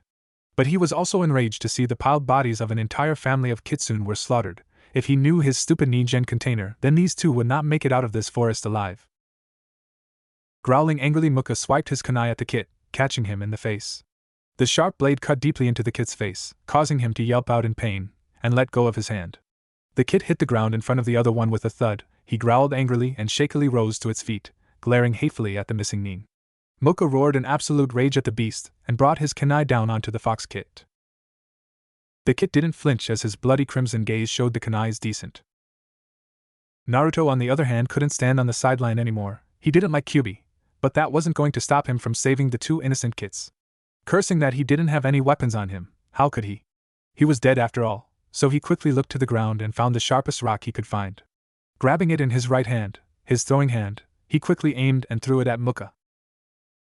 Now he was only 6 or 7 feet from the two, and he suppressed his chakra as good as he could in order not to be detected. When he threw the sharp rock, he expected the rock to hit his flak jacket and distract him. He didn't even expect the rock to hit at all. But instead the rock hit its mark, literally. The sharp end of the rock pierced him in his right eye, and burrowed into his brain, killing him instantly. What the hell just happened? Ishikawa asked himself as he saw his partner's body fall to the ground. That would be me. A voice echoed through the area. Instead of freaking out, Ishikawa reached behind his back, and took out a kunai knife from a pouch strapped at the back of his belt. He then chucked it in the direction where he heard the voice, enacting a yelping noise. He expected someone to come out, but this isn't what he imagined who would come out. A spiky-haired black/crimson streaked blonde with piercing blue eyes came out of the bushes. He was wearing out of all things a jumpsuit, a freaking orange jumpsuit. He saw there was a large blood-stained hole in the front of his black shirt exposing his chest, orange pants that looked ready to give any second, and extremely worn-out blue open-toed shinobi-styled sandals. All in all, he felt that this guy needed a serious ass-kicking. Or he could just kill him. Either way, that jumpsuit had to go. However, he narrowed his eyes, seeing a leaf Hittite proudly displayed on his forehead. A leaf shinobi, my lucky day. Ishikawa said, grinning savagely as he unsheathed his katana. Naruto narrowed his eyes at that look. After all, he had to live with it for nearly 13 years. But his time, it wasn't because of Kyuubi, it was because of his status as a leaf ninja. Not waiting for opponent to ready himself, Ishikawa leaped at Naruto, his sword raised above his head, intent to bring it down on the multicolored blonde's head. Naruto raised his right hand and blocked it with his opponent's kunai. The resounding clang echoed throughout the area as the two struggled for dominance. Ishikawa glared hatefully at the leaf ninja before he kicked him squarely in the stomach. As Naruto flew back, the ex-Stonin jumped back a few feet away. Stabbing his katana into the ground and brought his hands up in front of him, he quickly bit his right thumb, drawing blood, and went through 5 distinctive hand seals and slammed his right hand on the ground, summoning jutsu. He called out as kanji symbols spread out from his palm. A giant cloud of smoke engulfed the area, making Naruto's eyes widen. He had a good reason to, because the distinctive buzzing greeted him not even a second later. In front of Ishikawa were literally hundreds of bees. "How do you like my pet's leaf scum? Aren't they just beautiful?" Ishikawa asked mockingly, seeing his opponent's eyes widen in fear. "Yeah, if you like getting stingers up your ass," Naruto retorted, trying to put up a brave front. "Well, if that's what you want." With a silent command, Ishikawa sent half his bees out to attack him. Naruto was ready though. Bringing up his kunai knife, he swiped at the bees. He didn't expect the first one he hit to explode in a golden shower, but it didn't seem threatening, so he kept swiping at the bees. With each one he injured or destroyed, it always hit him with this strange golden substance. As one more came in, he found that he couldn't move his arm, or any part of his body for that matter. "What have you done to me?" Naruto demanded as he desperately struggled to free himself. "My honey bee jutsu immobilize you, you little twit. With every bee destroyed or wounded, it unleashes this sticky honey to immobilize my targets. Weren't you taught this at all?" Ishikawa asked as he willed the surviving bees to his side. "Hell no, I was always kicked out of class. Plus, whatever history classes I was in never mentioned whoever you are," Naruto replied as he continued to struggle in him honey prison. A tick mark appeared above Ishikawa's right eyebrow when he heard that. It was common knowledge in Stone Country, if not the shinobi world, that the Kamizuru clan attempted to lead an invasion force into Konoha during the Third Great Shinobi War, only to be repelled and largely killed by the more experienced Aburame clan. They were ostracized for their failure when it was due to faulty intelligence that nearly drove his clan into extinction, and that Tsuchikage, despite being part of the clan, swept it under the rug. That had burned him for many years until he defected in order to pursue his secret goal. "Too bad, it could have saved your life," Ishikawa said, bringing his arms in front of him. "I am Ishikawa Kamizuru, the Killer Hornet. Tell Yami I sent you. Bee-bomb jutsu." His scream commanded the remaining bees forward into the immobile multicolored blonde. Just like the technique suggested, when the bees made contact with Naruto's body, they exploded, sending showers of smoke and dirt into the air. The ex-Stonin sighed in relief, knowing the fight was over. However, a faint whistling sound alarmed him. He quickly brought his katana up to deflect the kunai aimed for his heart, looking to where it came from. As the smoke cleared, he saw that Naruto was still standing, but he was shaking real badly. Blood covered multiple areas on his now exposed torso, especially the entire left side of his face, and he was panting in absolute pain. The only bright side to seeing him actually standing was that his hideous jumpsuit was now destroyed, or at least a different color now. However, it infuriated him seeing this cockroach was still alive, and he knew that the only way to get rid of them was to cut their heads off. "Hell, well, what do you know, you're still alive," Ishikawa said, casually walking over with his sword dragging through the topsoil of the ground. "I can do this all day, Ishikawa Kamizuru, bring it on." Naruto managed to cough out. Ishikawa knew he was lying, but while he hated to admit it, this person actually gained his respect, if only a little. So he decided, for the sake of any honor this kid had, he would end this quick. "Well, kid, it was an amusing fight, but I'm afraid that your life must end here. Your only mistake was not killing me first, because I was far better than Muka," he said as he got in front of him, and got ready to bring his sword down on Naruto, who was too weak to move. However, Naruto was thinking differently. He knew he was too weak to put up any form of defense. "I can't let him kill me. I won't let this be the end. I still have so many things to do, nothing else matters. I have to live, I need to live, I must live," he desperately thought before he used the rest of his willpower to lift his arms up to his chest area, like he was trying to hold something. Ishikawa brought his blade down to end Naruto's life. He stopped. He coughed up blood. He looked down to see a sword piercing his chest. Naruto was thrown for a loop as he saw his would-be killer impaled on a sword that appeared in his hands. He unconsciously activated his improved Sharingan eyes, drawing a surprised painful gasp from the ex-stone Chunin. So I fought against a survivor from that clan. The dying man coughed out, surprising. Naruto didn't know how his opponent could stay so calm when a blade was impaled through his heart. To say he was freaking out was like saying that Sakura would rather nail Choji than Sasuke. That would honestly scare the shit out of him, and anyone else who found out. Ishikawa saw his lifeblood run down the blade and over the guard onto Naruto's hands. He saw his frightened face, unfitting for a Uchiha from what he heard. As he stared into the face of his killer, he saw not a cold-blooded murderer that various stone shinobi always told him, but a frightened child. It was heartbreaking, because it reminded him of his sister when she was younger. He knew he was going to die soon, so before his life was taken by the Shinigami he said these words, not knowing they would have a major effect on the young man before him. Kid, wipe that look off your face, it's unfitting for a shinobi.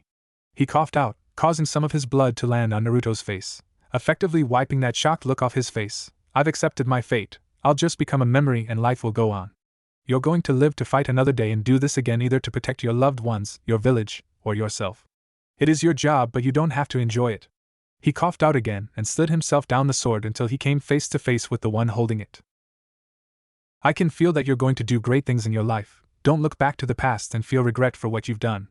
Look to it and remember those that were lost, your happy memories, and learn from past mistakes. And after reminiscing for that brief minute, look towards the future for a brighter tomorrow, a future that you create with your own two hands. He continued as he felt his life slipping away. But before I die, may I know your name so I can tell your tale wherever I may go. After absorbing Ishikawa's speech, Naruto answered his last request before he went to the Shinigami. My name is Naruto Uzumaki, the first Kurashigan, Dark Eye user, he said, his eyes copying his victim's face as his soul started leaving his body. Naruto of the Kurashigan, hee, sounds pretty badass. Ishikawa whispered his last words, his grip finally loosened, dropping his sword onto the ground, and his eyes closed forever. Naruto just stood there for many minutes, too shocked to do anything, until finally he collapsed backwards. Ishikawa's body fell in front of him, still impaled on the blade. He made a choking noise before he puked his guts out. This was his first face-to-face kill. Yes, he killed some drunk civilian, but the man brought it on himself for overreacting when he hit him with a rusty lead pipe. The idiot slipped in a puddle and split his head open on the brick wall. Moka was pure luck and from a distance, but Ishikawa was much different. He suffered through agonizing pain, and he looked into his eyes as the life left him. It was a sight he would never forget, because his damn eyes burned it into him memory. He crawled over to the nearest tree and rested under the shade it provided. He sat under it for what seemed like an eternity, thinking, wondering, knowing, something that shouldn't be on a preteen's mind. He closed his eyes to rest, hoping this was just a bad dream. But he felt something brush against his hand that forced him to open his normal-colored eyes. It was the smallest of the two kids brushing against right hand. The multicolored blonde looked up to see the injured one trying to pull the sword out of Ishikawa's chest. You did good, Ningen. Kyubi's voice echoed in his head. I don't feel the same way, Fox. Naruto responded mentally, just so he didn't scare the kids off. While your last kill was rather odd, almost divine, if you might say? Shinigami interrupted the great Fox. You put the sword in my hands? Naruto asked, confused as he absent-mindedly pet the kid, causing it to slightly purr. I was supposed to give it to you earlier, but the blacksmiths that created it kept having disputes, making it a little late in my opinion. The god of death replied irritably, and this was the unfortunate truth. The two were master sword makers, but they hated each other more than the villagers hated Naruto. It was just good timing that he delivered it before Naruto's life came to an end once again. Well, now that your enemies are dead, and now I'm healing you from your injuries, I just got to ask you one thing. Just what the hell did you think you were doing? You nearly got us killed, you stupid ass. Kyubi roared at his vessel. Naruto actually jumped a little, making him bleed out a tiny bit. But he wasn't going to sit by and get yelled at by a giant fox pelt. Shut up, you hairy ass furball. I did what I had to do to protect your kind, he mentally screamed back at him. You could have used the shadow clone jutsu to flank him in a pincer maneuver, and got the two to safety. You should not have engaged an obviously better skilled opponent in a head-on fight. Just look at your condition. If it wasn't for me, you would be dead. I worked my ass off all week trying to mold your body into perfect condition. And you almost ruined it in the span of 10 minutes. I thought you shinobi were supposed to think before they act. I see you have yet to grasp that concept. Kyubi growled out. That was a low blow, and Kyubi knew it. But sometimes it was tough love, or in his case happily stating the obvious, that was needed to get Naruto's act together. Sure, he may have had some actual decent training, but the simple fact of the matter is his mind was still trying to adapt to his new life. Well, what do you suppose I do? Well, I suggest you learn more jutsu, demand that stupid god to actually teach you something other than chakra exercises, because from what you've just witnessed there are people out there that will not hesitate to kill you, and so you must be prepared. Both Shinigami and I will train you in strategy, so you won't be so stupid next time. And for God's sake, change your clothes and take a fucking bath. Don't you call me a stupid god, you damn fox, I could easily wipe the floor with you. Shinigami screamed at the nine-tailed beast. I can call you anything I want because I'm in here, and you can't do shit about it. Kyuubi replied, and Naruto could have sworn he saw the giant fox do a chibi I won and you lost dance in his head. But apparently Shinigami threw a picture of Guy in a bright pink speedo into the beast's mind, making him roar out in mental agony, and making the god of death laugh at his misfortune. While all this was happening, Naruto meanwhile was petting the female kit resting on his lap.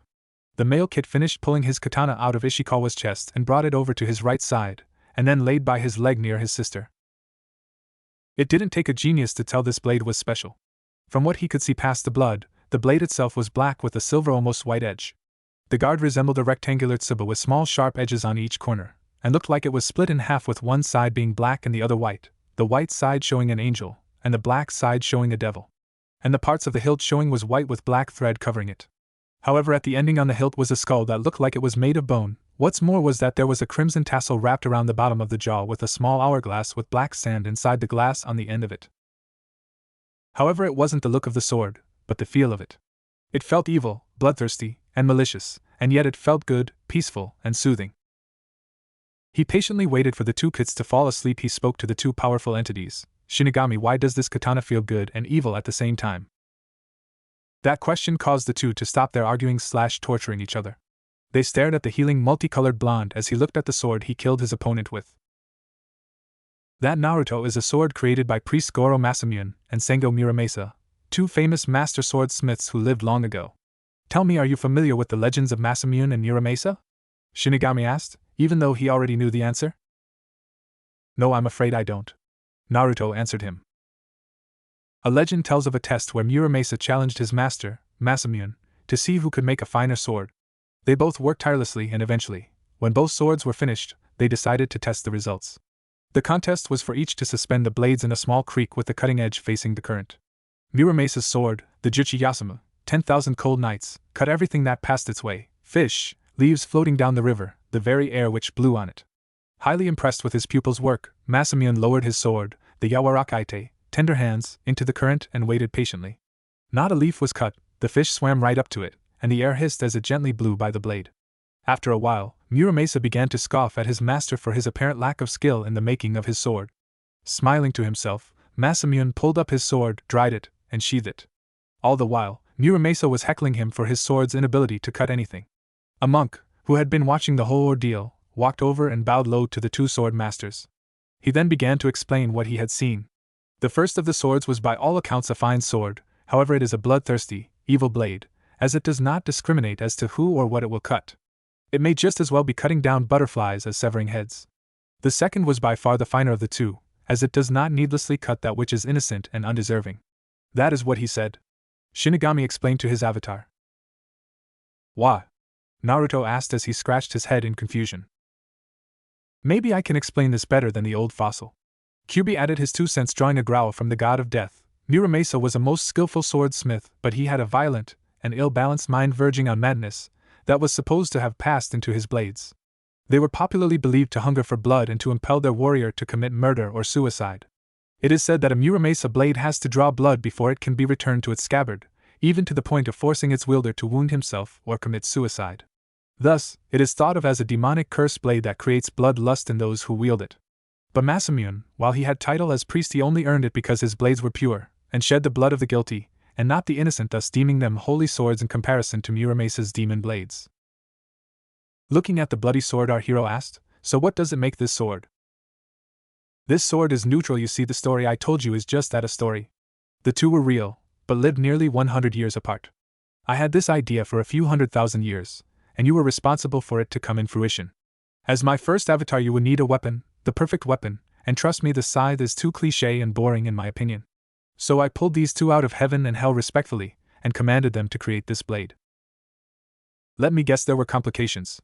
Naruto deadpanned a now sweating dropping Shinigami. Yes, they kept fighting how it should be made, slowing the process to a snail's pace. I finally threatened to eat them if they didn't finish it by the end of the week. End of the week? It takes months, sometimes an entire year, to create a sword. Kyuubi protested that ridiculous notion. In limbo, time ceases to exist. You could be in there for a few hours, and a few days could have gone by. It took a freaking week, equivalent of 7 years, because of this sword's design, and then learning how to forge this sword because of its special abilities. Special abilities? Naruto questioned the god. I had them forge it with chakra steel so you could use your nature affinities, and send the souls of anyone you kill, regardless of how you do it, to heaven or hell. In order to do this, I embedded a little of my judging powers into this sword that will judge any earthbound or newly deceased spirits wherever you go. Shinigami answered his avatar's question, feeling quite smug that he created one of the best weapons in existence. Then what the hell is the skull and hourglass for, Ghost Boy? Kyuubi growled out, getting annoyed to the point that he could see the god's smug expression on his fanged face. Well, Mr. Fuzzy Pants, the skull is to store medicine to heal any cuts the kid may get.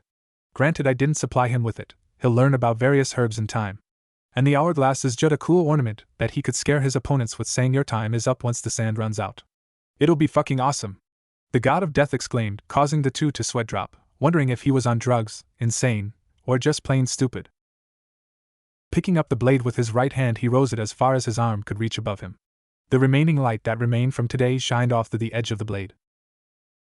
As the sun finally descended over the hill, Naruto whispered, I'll name you Handanryoku, powers of discrimination, before he fell asleep as the sword fell right next to him.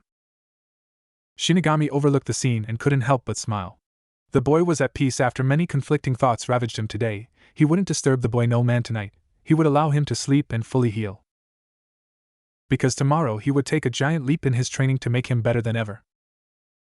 Naruto's month's worth of training was over. As he sheathed Handanryoku in Ishikawa's katana scabbard, he reflected what he did over his last week in his training area. When he first woke up, he noticed the two Kitsubaya were on him, and it hit him on what happened the other day. The bodies of the Kitsune family, Muka, and Ishikawa greeted him. He remembered what happened and immediately felt sick. But before he could even dry heave, the deceased stone Chunin's speech rang through his head, and his eyes steeled in resolve. He was going to look towards the future and craft it with his own two hands. After he gently took the female kid off his lap, he gently placed her by her brother, and proceeded to clean himself in a river 60 feet away from the scene. When he returned, he got orders from Shinigami to raid the bodies inside and out. That sickened him for obvious reasons, but after a little persuasive/threatening chat from the god of death, he reluctantly dug and committed the deed that killed a good part of his innocence. During his outer search, he found 3 kunai, including the one in his fight, 7 shuriken with 8 blades instead of 4, 3 exploding tags, a sealing scroll, some medical gauze along with disinfectant, and the newest edition of the bingo book showing the rogue shinobi of every nation, an expensive book if he thought to himself.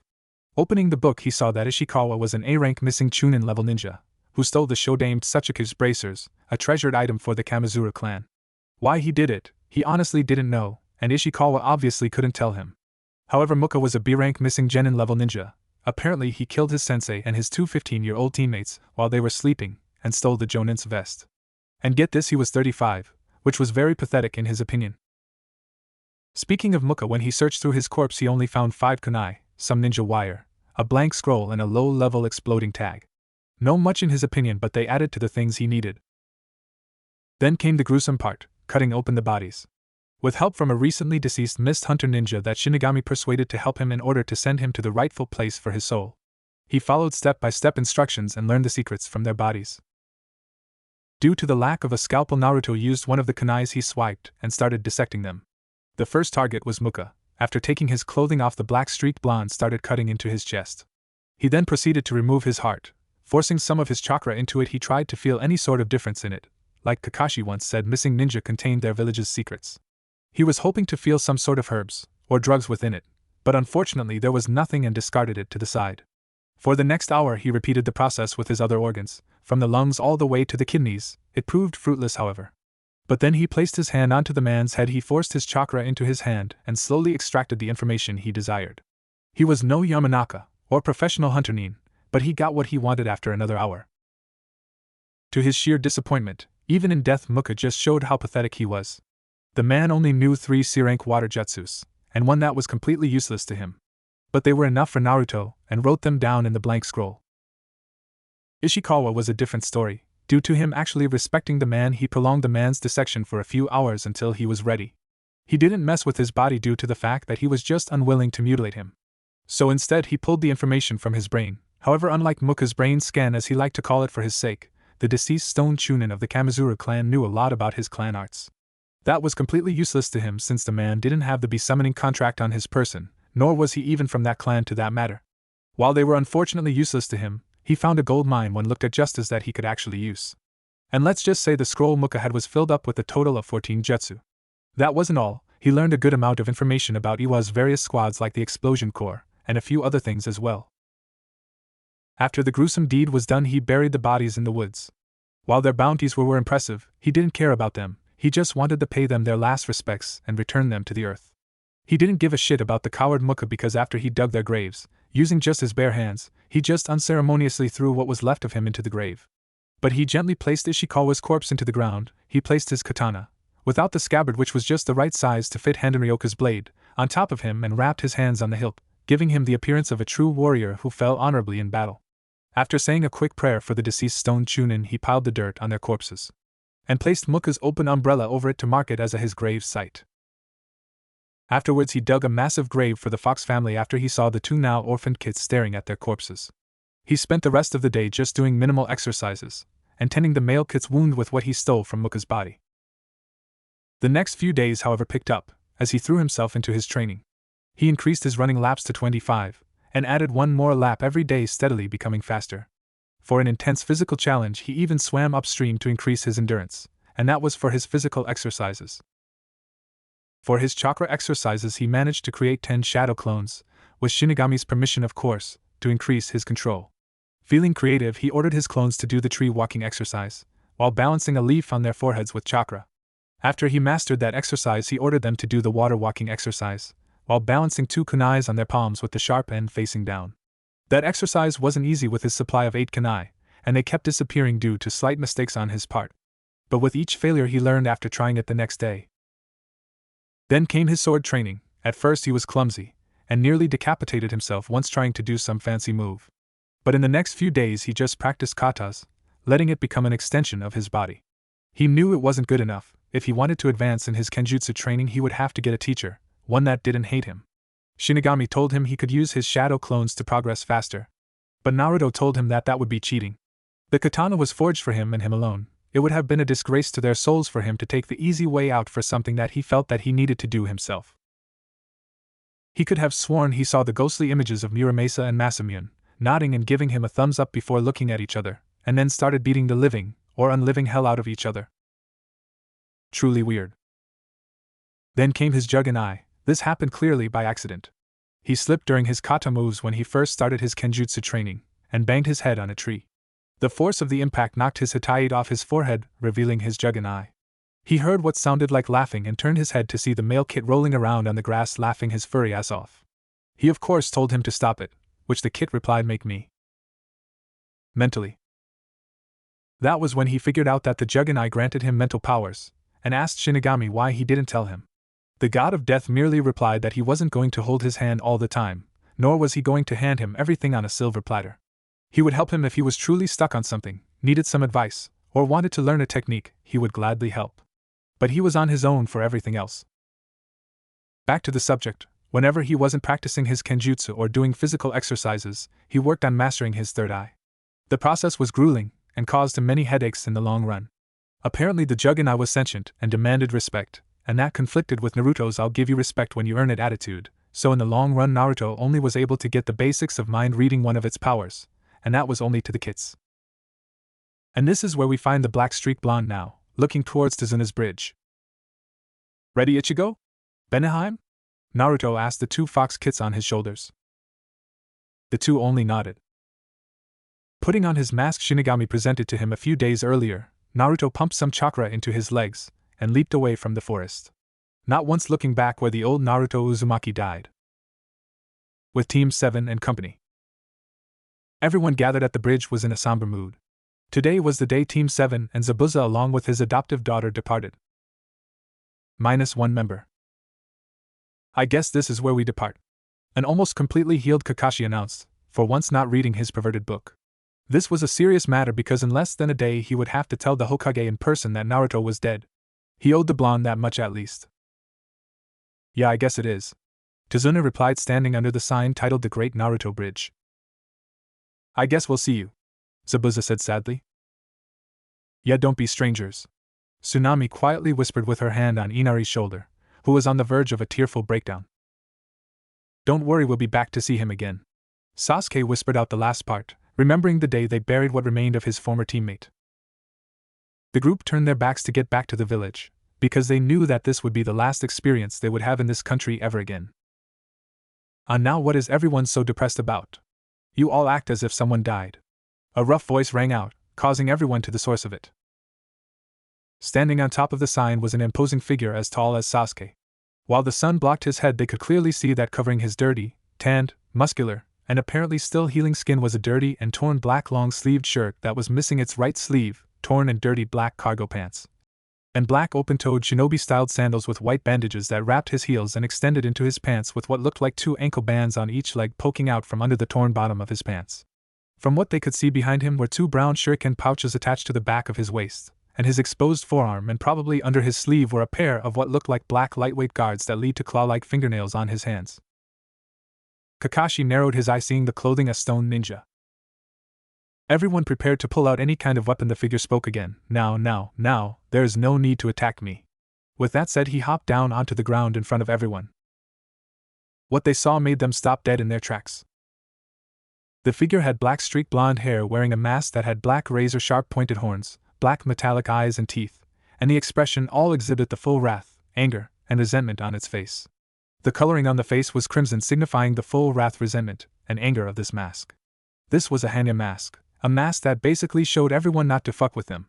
Kakashi once saw one of these masks in the 3rd Great Shinobi War, worn by a stone shinobi that killed over 500 Leaf Shinobi at Jounin level before he was taken down by the Yellow Flash himself, and even then the future Yondaime Hokage had a hard time with the beast of a man that day. But what's more was that he had 2 forearm-sized fox kits on his broad shoulders. On the right was a crimson-colored fox with fiery brown eyes, a wicked scar going diagonally down from his right ear to his left cheek, while on his left shoulder was a smaller fox with brown eyes, and light orange coat rather than crimson. But the revealing thing was the katana on his belt. From what they could see from the hilt was white with black thread covering it, and on the end of it was a skull that looked like it was made of bone. Along the bottom of the skull was a crimson tassel wrapped around the bottom of the jaw with a small hourglass with black sand inside the glass on the end of it that disturbingly reminded Kakashi of a hangman's noose. The last thing they all noticed on the belt was a beat-up leaf Hittite proudly displayed to them. "Who are you?" Kakashi demanded, weary and confused by this stranger. The figure put one of his clawed hands his heart in a mock sign of pain. Kakashi, I'm wounded that you forgot all about me." "Cut the crap, kid, and answer the damn question," Zabuza ordered him, bringing his right hand to the hilt of his legendary blade. "I'll give you a hint, he died a month ago." "Give up? It's me, Naruto." The figure, now revealed to be Naruto, responded. "Don't lie, you stone bastard." Sasuke spat at him, taking out a kunai, his Sharingan eyes blaring at this imposter. "Yeah. The dead can't come back to life," Sakura responded like a parrot after her crush spoke, trying to keep up her act of being sad for her dead teammate. Haku meanwhile kept her eyes focused on him. During her travels with Zabuza, she's seen and heard some pretty bizarre stuff. For example, she saw some ordinary guy swallow 3 claymore swords down his throat, a guy who was fatter, bigger than any Akamichi, a shinobi who could control his 5-foot beard to kill a man, and many more weirder things. If this person claiming to be Naruto was the real deal, then this extraordinary event shattered anything she had seen in her young life. However, no one was willing to see it that way, and everyone would rather use their fists rather talk. So being the mediator like she always was when Gozu and Meizu got into a dispute, she got in between the 2 parties, effectually shutting them up. "If you really are Naruto," she started to say, drawing looks from everyone, "then you would have 3 things that only he would know or have." Zabuza realized what she was doing and smirked underneath his bandages. She was right, this kid, if he was Naruto, then he would have to prove it was him. "Lay it on me," Naruto replied, crossing his arms, and waited for her questions. Naruto would have a giant puncture wound going through his chest. "I need you to lift your shirt up to confirm it," she told him. Without any hesitation, Naruto lifted his torn shirt above chest level, causing a twinge of pink to rush up on Haku's face. She couldn't help but stare until Tazuna's voice snapped her out of her trance. "What was that, Tazuna-san?" she asked. "I said there is a hole-shaped wound on his back," Tazuna said again, smirking up a storm when he saw her blushing face. But decided not to embarrass the poor girl. After all, he was young once. Kakashi was also observing the supposed Naruto's body. He noticed that there were various lacerations in his muscled skin, most that were still healing up as well.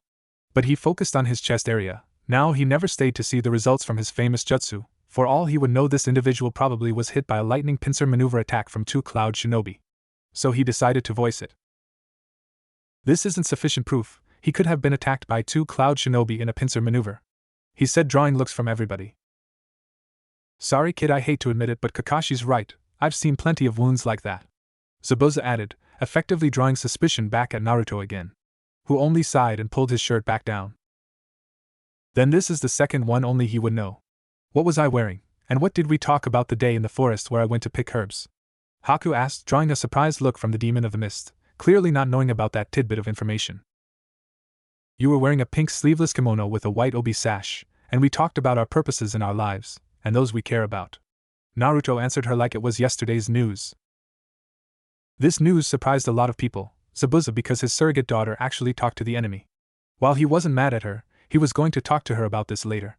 Kakashi's jaw would have fallen to the ground knowing his student, if he was his student, actually talked to another girl besides Sakura, while stupidly talking to his enemy at the time. Sasuke, however, wasn't all that affected, but he was intrigued all the same. But Sakura and Inner Sakura were inwardly fuming that her puppy, as she called him, would disobey her. Granted, she would never claim ownership to him, but she felt mad that her influence over the blonde wasn't as secure as she thought. And she decided to punch a hole in Haku's logic. "While I don't know what exactly happened between my teammate and you, but there could have been another person hiding where you two were. He or she could have reported it to the Tsuchikage, and he could have picked it up," she said, causing Naruto to narrow his eyes behind his mask. While Haku didn't want to agree with the pink-haired brat, and while it could not have happened, she could unfortunately be right. After all, stranger things have happened. So now it all came down to his last piece of evidence that could make or break this figure that could possibly be Naruto. "Finally, that last question, are you ready?" she calmly asked, hoping beyond hope that this last question will prove her right. "I'm ready," Naruto replied, knowing that he might be in trouble if this last question failed. Naruto had blue eyes, and had 3 whisker marks on his cheeks. "If you really are Naruto, I'm going to need you to remove your mask," Haku finally said after what seemed like hours to her. With not a shred of hesitation, Naruto brought his left hand on his mask and parted it to the side. He revealed a part of his chiseled right face that showed his 3 whisker marks, and his blue eye that a good amount of its warmth that sent chills down their spines. I would show you more, but he parted his mask a little more to reveal jagged, still healing cut going across his nose. "My left side is horribly mutilated, and I really don't want to scare the kids." If there was any doubt in anyone's mind, it was blown away. There could be no further denying it. This person was indeed Naruto. Before anyone could say a word, Inari latched onto Naruto's back and let out 2 weeks' worth of emotions all over the back of his shirt. "Inari, I told you not to cry unless they were tears of happiness, I know." Inari interrupted the resurrected black-streaked blonde, "and these are tears of happiness." Naruto could only smile under his mask, and knelt down so Inari could get down. "Naruto, where have you been? We all thought you were dead," Tazuna asked once the black-streaked blonde set Inari on his feet. "I was," he cryptically responded. "But your body was destroyed, your flesh was all over the place," Kakashi stated, still a little skeptical that this was his student. "Unless your age is getting to you, a lot of stone shinobi, especially the bastards from the Explosion Corps, like to rub it in your face by writing insulting things on walls, and usually fucks with your minds." Naruto then turned his head to regard Tazuna. "And as to where I've been, I'm afraid I can't tell you. I need to report to the Hokage for this," he continued before turning back to his team. "Goodbye everyone, I'll see you all soon," he said before jumping off, causing the returning team to stumble before chasing after him.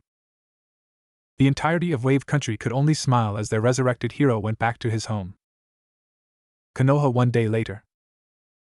The trip back was uneventful. Okay, that was a huge lie because Naruto kept getting questioned for every little thing. "Where were you? Why are you wearing that outfit? Why do you have a sword?" It nearly drove him nuts. Haku and Sasuke respectfully gave him some space, but the other 3 wouldn't leave him alone. Zabuza was acting like a sword otaku, wanting to hold it, caress it, feel it, and cut something with it. He kept saying no, because he wasn't sure what would happen if another person held it, and Shinigami wasn't answering his mental calls, so he decided not to risk anything. Kakashi kept pulling the superior officer routine, demanding him to tell him where he was. His response was always the same: "I'll tell you later." He didn't want to be an ass, but he was under Shinigami's orders not to reveal anything until he spoke to the old man. And a god's orders defiantly overruled everyone's in the shinobi nations. Sakura meanwhile kept sweetly asking what happened to him in fake worry. While the jug and I and him disagreed on many things, the sentient tool, and yes it was a tool, gave him a peek into the pink-haired girl's mind. It almost made him want to maul her with his claws. Kyuubi forced him to grow with his demonic chakra during the month. Her thoughts were malicious thoughts about the 2 fox kits on his shoulders, orders from the civilian council to cripple him in the shinobi arts, abuse him for even the tiniest mistakes, and kill him if he was getting too strong by any means necessary. In fact, he nearly tore her face off when she reached for his mask. But Kakashi, being a mask wearer himself, slapped her hand away and lectured her on personal space, which he broke immediately before questioning him again. That was invading his personal space, in his opinion. Thankfully, it ended when they stood in front of the village gates, where they were immediately confronted by a squad of Umbu Black Ops. "Kakashi Hatake, why do you have S-rank missing means Zabuza Momochi, and 2 unidentified strangers in your midst?" the white-cloaked leader of the group demanded, as he narrowed his eyes behind his tiger mask. "Stand down, I'm just returning from a mission, and I am going to report this to the Hokage about the situation," Kakashi explained to the Umbu captain, knowing that he would listen. After all, he was once his superior. The unnamed captain only nodded in response. He didn't trust the 3 figures worth a damn, but his former captain seemed to trust them. He ordered his men to place a hand on their shoulders, and they all disappeared in a small cloud of smoke. Within his office, the Hokage was waiting for them as the squad members appeared in his office. He could only narrow his eyes at the infamous Demon of the Mist, who single-handedly changed Water Country forever, and killed many of his high-ranking shinobi during his days as a missing nin. A girl who held an air of discipline and a calm aura. And finally a demonic face stone ninja that brought back many foul memories. However, these 3 weren't the ones he was concerned about. Naruto wasn't anywhere in the group. "Kakashi, why are these 3 with you, and where is Naruto?" Sarutobi demanded the cycloptic jounin. However, instead of Kakashi's answer, Naruto was the one who stepped up. "I'm right here, old man," he said, drawing the aged Hokage's gaze. "Don't lie to me, Naruto is." "Your full name is Hiruzen Sarutobi, nicknamed the Professor and God of Shinobi. Your teammates were Hamura Mitokado and Koharu Yutane. You became the Sandaime Hokage after the Nidaime sacrificed himself to allow you to survive in the first great Shinobi War. You have never lost a battle. You have been recorded as the longest living and longest reigning Kage, with the Sandaime Tsuchikage following behind you. You trained Orochimaru, Jiraiya, and Tsunade Senju, who later became the 3 legendary Sannin. You have 2 sons, Asuma and Sinnoh Sarutobi, with the latter giving you a grandson by the name of Konohamaru Sarutobi. You have a contract with the Monkey Summons. You paid for my academy intuition because I couldn't pay it myself, and you keep your Aika Aika Paradise book in your upper right-hand drawer." Naruto interrupted him as he listed off the things the old Hokage told him in his younger years, causing said Kage's jaw to drop onto his desk with a loud thumping noise. "Naruto, is that really?" "Of course, who else would interrupt you, and disrespect you and actually get away with it, old man?" The black-streaked blonde interrupted the old Hokage once again, furthering proving his point. "Naruto, I told you to respect he Hokage," Sakura screeched out, and swung her left fist at him, knowing he would take the hit like always. Oh, how wrong she was. In an instant, Naruto raised his right hand and blocked her punch. This surprised the occupants of the room, because it was no secret that the former full blonde let the pink-haired girl hit him. This was especially surprising to said girl. The Naruto she knew would let her abuse him. He was her puppy. An idiot. An orphan who would always be grateful to be in her mere presence. And yet he defied her right in front of the Hokage, the Umbu, and even her own team. "The old man and I were talking. It's considered unladylike to interrupt 2 people, ain't it?" Naruto stated, not even looking at her, hell, not even addressing her by her name. "Naruto's right, Sakura, it's rude to interrupt someone." Sarutobi mentally smirked, seeing her face. It was absolutely priceless. "Now, Naruto, what happened to you? And why do you have the infamous Zabuza Momochi traveling with you?" he asked the black-streaked blonde, not knowing this story would nearly give him a heart attack.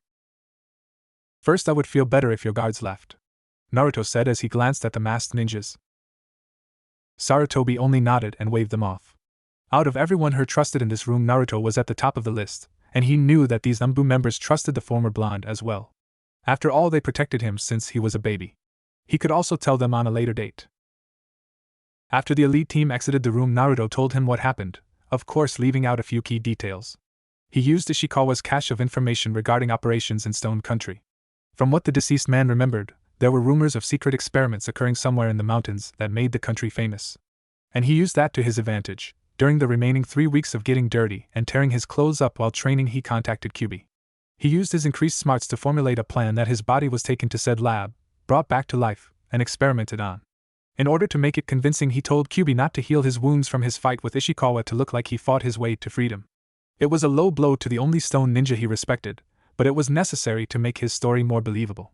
And it was working if the look on the Sandame's face was any indication, and the small killing intent from Kakashi showed he hit a sore spot. So what you are telling me is that you died, were brought back to life, and experimented on. You believed you were trained in secret, then later escaped after seeing red, and ran for what you described as a week straight, finally meeting up with your team? Sarutobi clarified after hearing the preteen's story. He knew that there was such a lab during the last Great War, and it proved effective from the berserkers they created, which Naruto ironically wore one of their masks, but after Stone's defeat it was closed down. That's what the reports were, at least. Yes, that is correct, Naruto responded. But my question is, where is it? And I heard that it was closed down after the last war, Kakashi demanded, knowing that if that lab was truly open, then they were in big trouble if Stone Country decided to attack them again. Naruto inwardly cursed his sensei for opening his big fat mouth. He of course didn't know where it was, nor did he know if it was open. All of his information were just rumors at best, and he honestly couldn't say, sorry I lied, I'm now the Shinigami's avatar and I have to kill your old student, a Uchiha that should be dead, and a guy named Danzo. Oh, and guess what? I'm Sasuke's cousin. That was when something clicked, and he almost stopped breathing. Sasuke. Sasuke was family? He was blood related to Sasuke Uchiha. He couldn't believe it had taken him this long to realize this. For the first time since he became smart, he felt like an idiot.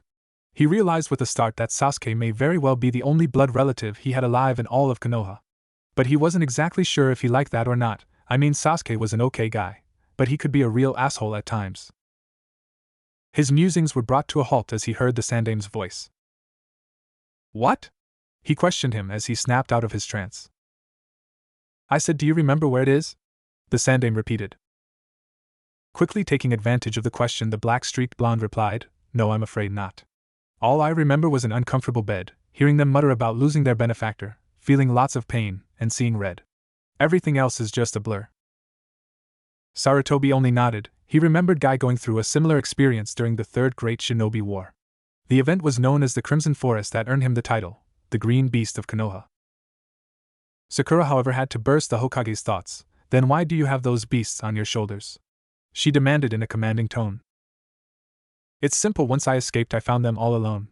And being the nice guy I am, I adopted them as my own. Naruto casually replied, once again not addressing her by name, and not even turning around to acknowledge her presence. Zabuza couldn't take it anymore. While what Naruto said was informative, it didn't change the fact that his and Haku's fates were on the line. And his agreement with the former blonde was still solid as iron. Yes, he was alive now, but he died and the Seven Swordsmen's last rites were too serious to be broken. It's been that way since the group was created, and it would remain that way until the end of time, or Water Country was wiped off the map, and all her shinobi, missing ninja or not, permanently killed. Hokage-sama, I hate to interrupt, but what is going to happen to us? The Demon of the Mist asked the old Kage. Hiruzen Sarutobi, while an old man long past his prime, looked at the infamous Demon of the Mist. His eyes, old and slightly dulled over the years, still pierced their souls like a sharp kunai into soft, tender flesh. Finally, after what seemed like an eternity, the old Hokage replied to him, Zabuza, your crimes are extensive, especially your failed assassination of the Yondaime Mizukage. Plus you are wanted in killing Kame Torichi and a few other of my lief shinobi. He then directed his attention over to Haku, and Haku, you are still technically a citizen of another country, and your bloodline, while outlawed, is still registered until the last of you die. Both of them looked down, not liking where this was going. They knew they were going to have to fight their way out, or die trying. However, the old Hokage smirked. However, he started out getting their attention. I never liked that brat of a Mizukage, and this would help us in the long run. So we can stay? Haku asked, her voice filled with hope. Yes, you can stay, however. He shouted out before they could do any type of celebrating. Both of you will be under house arrest until I judge you are trustworthy. I'll send a few of my elite Umbu squads to make sure that you behave. That deflated their spirits, but it was better than losing their heads. You're all dismissed, and Naruto, I want a full report from you tomorrow at noon. Sarutobi then dismissed the members of Team 7, while the Umbu members waiting outside the door took Zabuza and his surrogate daughter to their temporary home. Once outside, Kakashi bid them farewell before waking off to do whatever Kakashis do, and Sasuke nodded at the two before heading to his apartment, leaving Naruto and Sakura alone. Giving the girl a blank stare behind his mask, Naruto turned away and headed to his rat hole of a home. While he was heading to the poorer districts of Konoha, he pondered on what to do with Sasuke. While he was his cousin, he wasn't sure if he could live with him. While he seemed to change after his death, Sasuke still needed to mature a little in his opinion. The guy was still too broody, and he still acted like he had a stick shoved up his ass. He was about to turn a corner that leads straight to his apartment. He heard a voice behind him. And it was a voice he didn't want to hear at that time. Naruto, you got a minute? I want to ask you something, said the pink-haired howler monkey by the name of Sakura Haruno. What do you want? Can't you see I'm trying to go home? He replied, still not facing her, nor addressing her by name once again. Sakura barely managed to keep her cool when he said that. It wasn't amusing the first 2 times, and it wasn't amusing the 3rd time. Come talk with me. It's important, she demanded before she began to walk down the nearest alleyway. Whatever you have to say, you can say it right here, Naruto growled out, showing the girl he was not in the mood to be dealing with this. That stopped her in her tracks, causing him to inwardly curse him for putting a hitch in her plans. Naruto, I know that we've had our differences. Yet differences? He spat at her. Anyways, the last mission made me think about life, and I realized it's too short, so I'll go on a date with you. And hopefully things will progress further with us. She giggled shyly, giving Naruto her cutest and sexiest pose, knowing that he would be putty in her hands once again. It, however, did the opposite. While Naruto would admit Sakura was exotic looking, she was a wilted flower on a magnificent tree. Such a pity. That's it? You pull something like this? Sakura, there is no us. During my time away, I've seen things you could never comprehend. I learned the hard way that his world is not all good like I thought it was. Instead, I find that there are no heroes, and that everyone will do anything to hurt you. If that is all you have to say, I bid you good day, Naruto said as he turned to walk back until Sakura grabbed his arm and tried to take his mask. He responded by rearing his masked head back and headbutted Sakura right in the forehead. The last thing Pink-haired felt was pain and an overwhelming sense or irony before she fell to the ground in an unconscious heap. Taking a breath and smiling behind his mask, he pointed and yelled at her prone form, "Bitch, you got knocked the fuck out." Cracking his neck afterwards, he muttered, "Shinigami, that felt fucking good," and walked back to his apartment, with Ichigo laughing his furry ass off, while Beneheim just sighed at their antics. Meanwhile, hiding in the shadows, Sasuke saw the whole thing, and was stunned, possibly even more so than the unconscious Sakura. Never in the entire time that he had known the former full-headed blonde had he ever heard him speak, or do something like that, and Sakura was certainly the last person he expected him to verbally and physically abuse. Sighing, he picked up the unconscious girl and left to drop her off at her house, and to try and solve the mystery that was Naruto. Little did he know that it would forever change him for life. A ringing sound blared in Naruto's ear. It was the most evil thing, second to paperwork. It was the alarm clock. Groaning tiredly, Naruto lifted his right arm and brought it down on the evil thing. Naruto Uzumaki hated, despised, and absolutely abhorred alarm clocks. One day he would hold a grand alarm clock bonfire. It would be the greatest day in the history of Konoha, that everyone would enjoy. Yawning, the Black Street Bond threw off his covers and sat himself upright in his bed. That's when he started feeling a headache coming. He looked at his katana, fully knowing that it sent someone who died to the afterlife. This recently departed soul was that of an old man. Apparently he died of natural causes at the age of 79. He worked hard to provide for his family as a carpenter until he retired, and while he did a few bad things in life, he automatically felt that he was in heaven now. While the sword was cool and totally badass, he was a little annoyed that he had to know the information about them. He mentally noted to ask Shinigami about it later. Bringing his feet over his bed, he nearly stumbled. After all, how could you blame him? He was too used to being short, and for 2 weeks he slept on the ground. Sleeping in a bed was a whole new experience for him with his newfound height. It would take some getting used to, but like every situation that he encountered, he would overcome it. After regaining his balance, he stood up and looked around. That's where he laid his eyes on the sleeping forms of Ichigo and Beneheim curled up at the foot of his bed. He let out a true smile seeing the brother and sister duo sleeping peacefully, but Ichigo looked to be ready to wake up any second. Blamed the Bleach manga he read during his academy days, but that was why he gave Ichigo his name. he protected his little sister even when he knew he couldn't win. As for Benaheim, well, she was a crimson princess to him, even if her fur didn't show it. After staring for another minute, Naruto went into his small as hell bathroom and stepped into the shower. Performing the various acts that one performs in the shower, not minding the icy coldness of the water because his damn landlord kept his water cold. Over the years he found it soothing and toughened him up. That was probably the only thing he liked about his apartment. Stepping out of the shower, he quickly dried himself off, and then positioned himself in front of the sink to brush his teeth. Now fully awake thanks to his shower, he stared at his reflection. It wasn't pretty. While he thought he looked like a grizzled, pharaoh badass, he missed his old face. He honestly wished it didn't come to this, but sacrifices had to be made to keep up his charade. Last night he wrote out his report on his experience in Stone Country, and in the report was that he was subjected to brutal physical exercises, tortured to endure pain, and injected with something that inadvertently fucked up his healing process. Which of course made Kyuubi pump his chakra into him to make sure he didn't die. He made sure to make it as vivid as possible though to keep up his act. Or in Shinigami's words, he just put the biggest load of bullshit on paper. Shrugging the side off, he brushed his teeth and went to put his clothes on. When he opened his closet a second later, he smacked the side of his head in stupidity.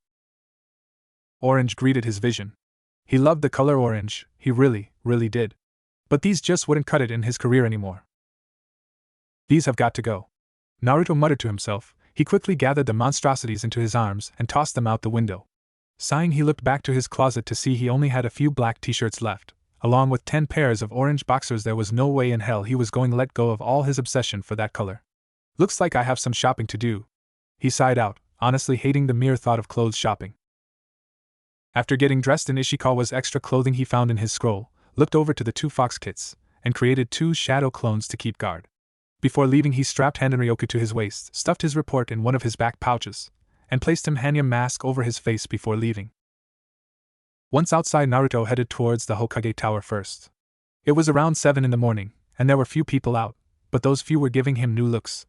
For once the looks he was getting were completely different. They were ones of awe, curiosity, and his new favorite one. Fear. Oh, that was a sweet emotion that he secretly wanted to see for a very long time.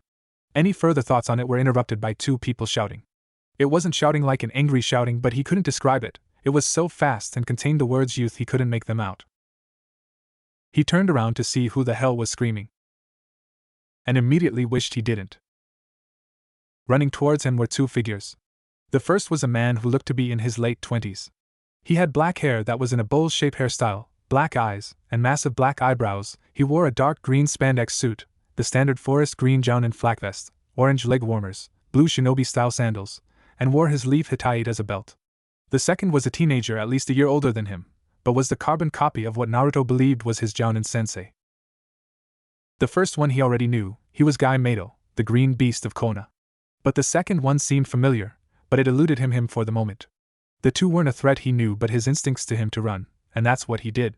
But that clearly turned out to be a mistake because the 2 spandex freaks sped up to him, until he was sandwiched between them. Guy-sensei, looks like we have a new participant in our morning runs. The guy lookalike screamed out. Yes, Lee, let us shower him with our flames of youth. Guy shouted at the teen named Lee. That caused Naruto to stumble and hit the ground with a thud, causing the 2 to stop and look at him funny. He looked up to see the 2 spandex-clad shinobi with disbelieving eyes. Lee? As in Rock Lee? Naruto asked the younger of the 2. Yes, my creepy masked friend, who are you? Lee asked the black-streaked blonde. It's me, Naruto.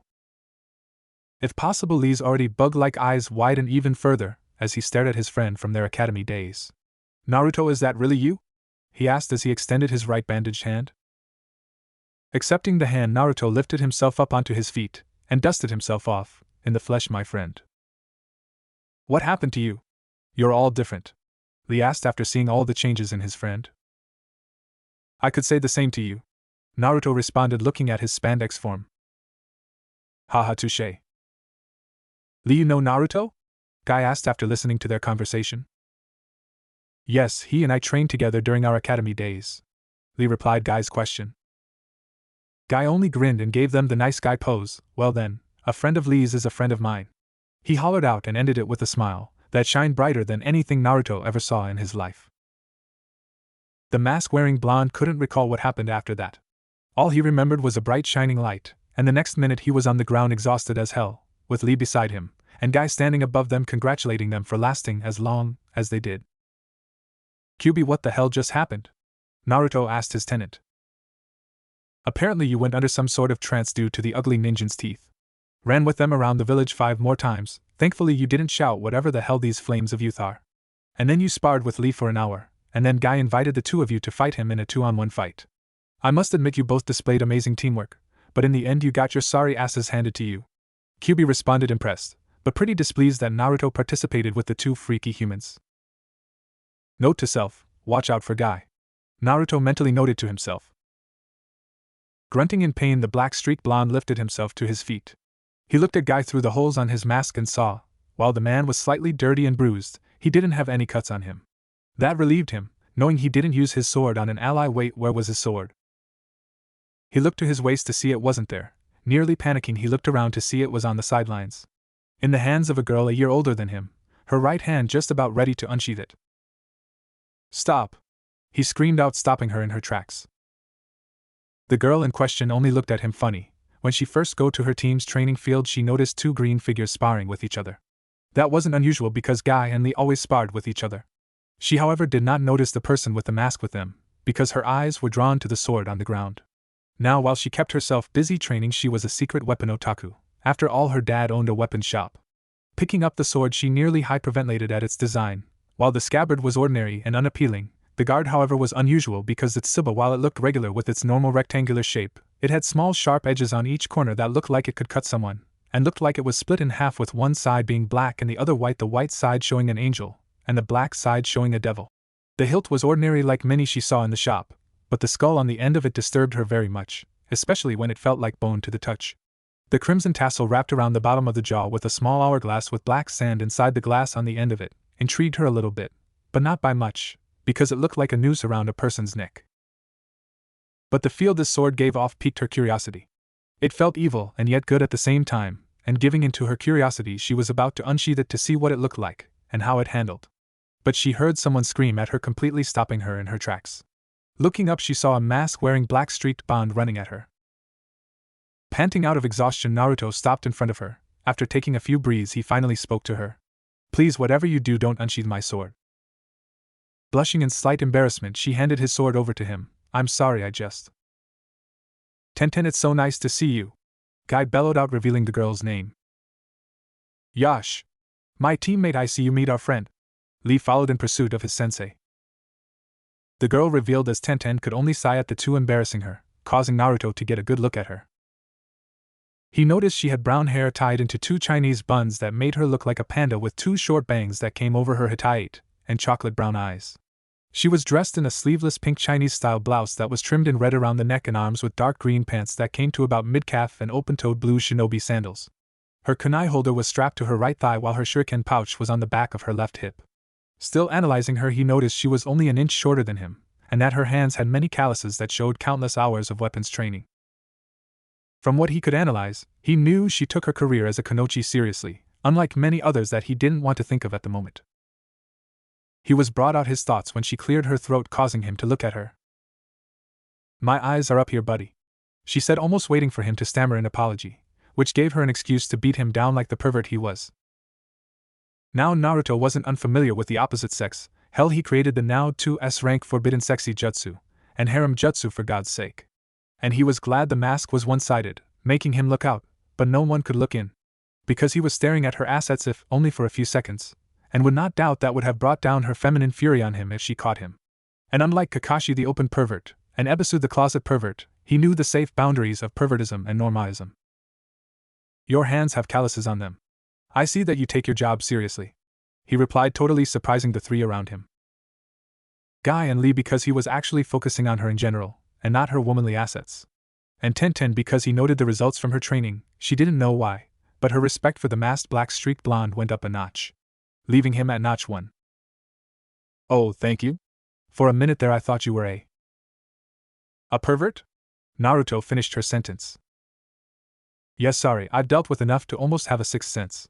Tenten apologized for her mistake. "Anyways, I'm sorry for handling your sword, it was just so-so."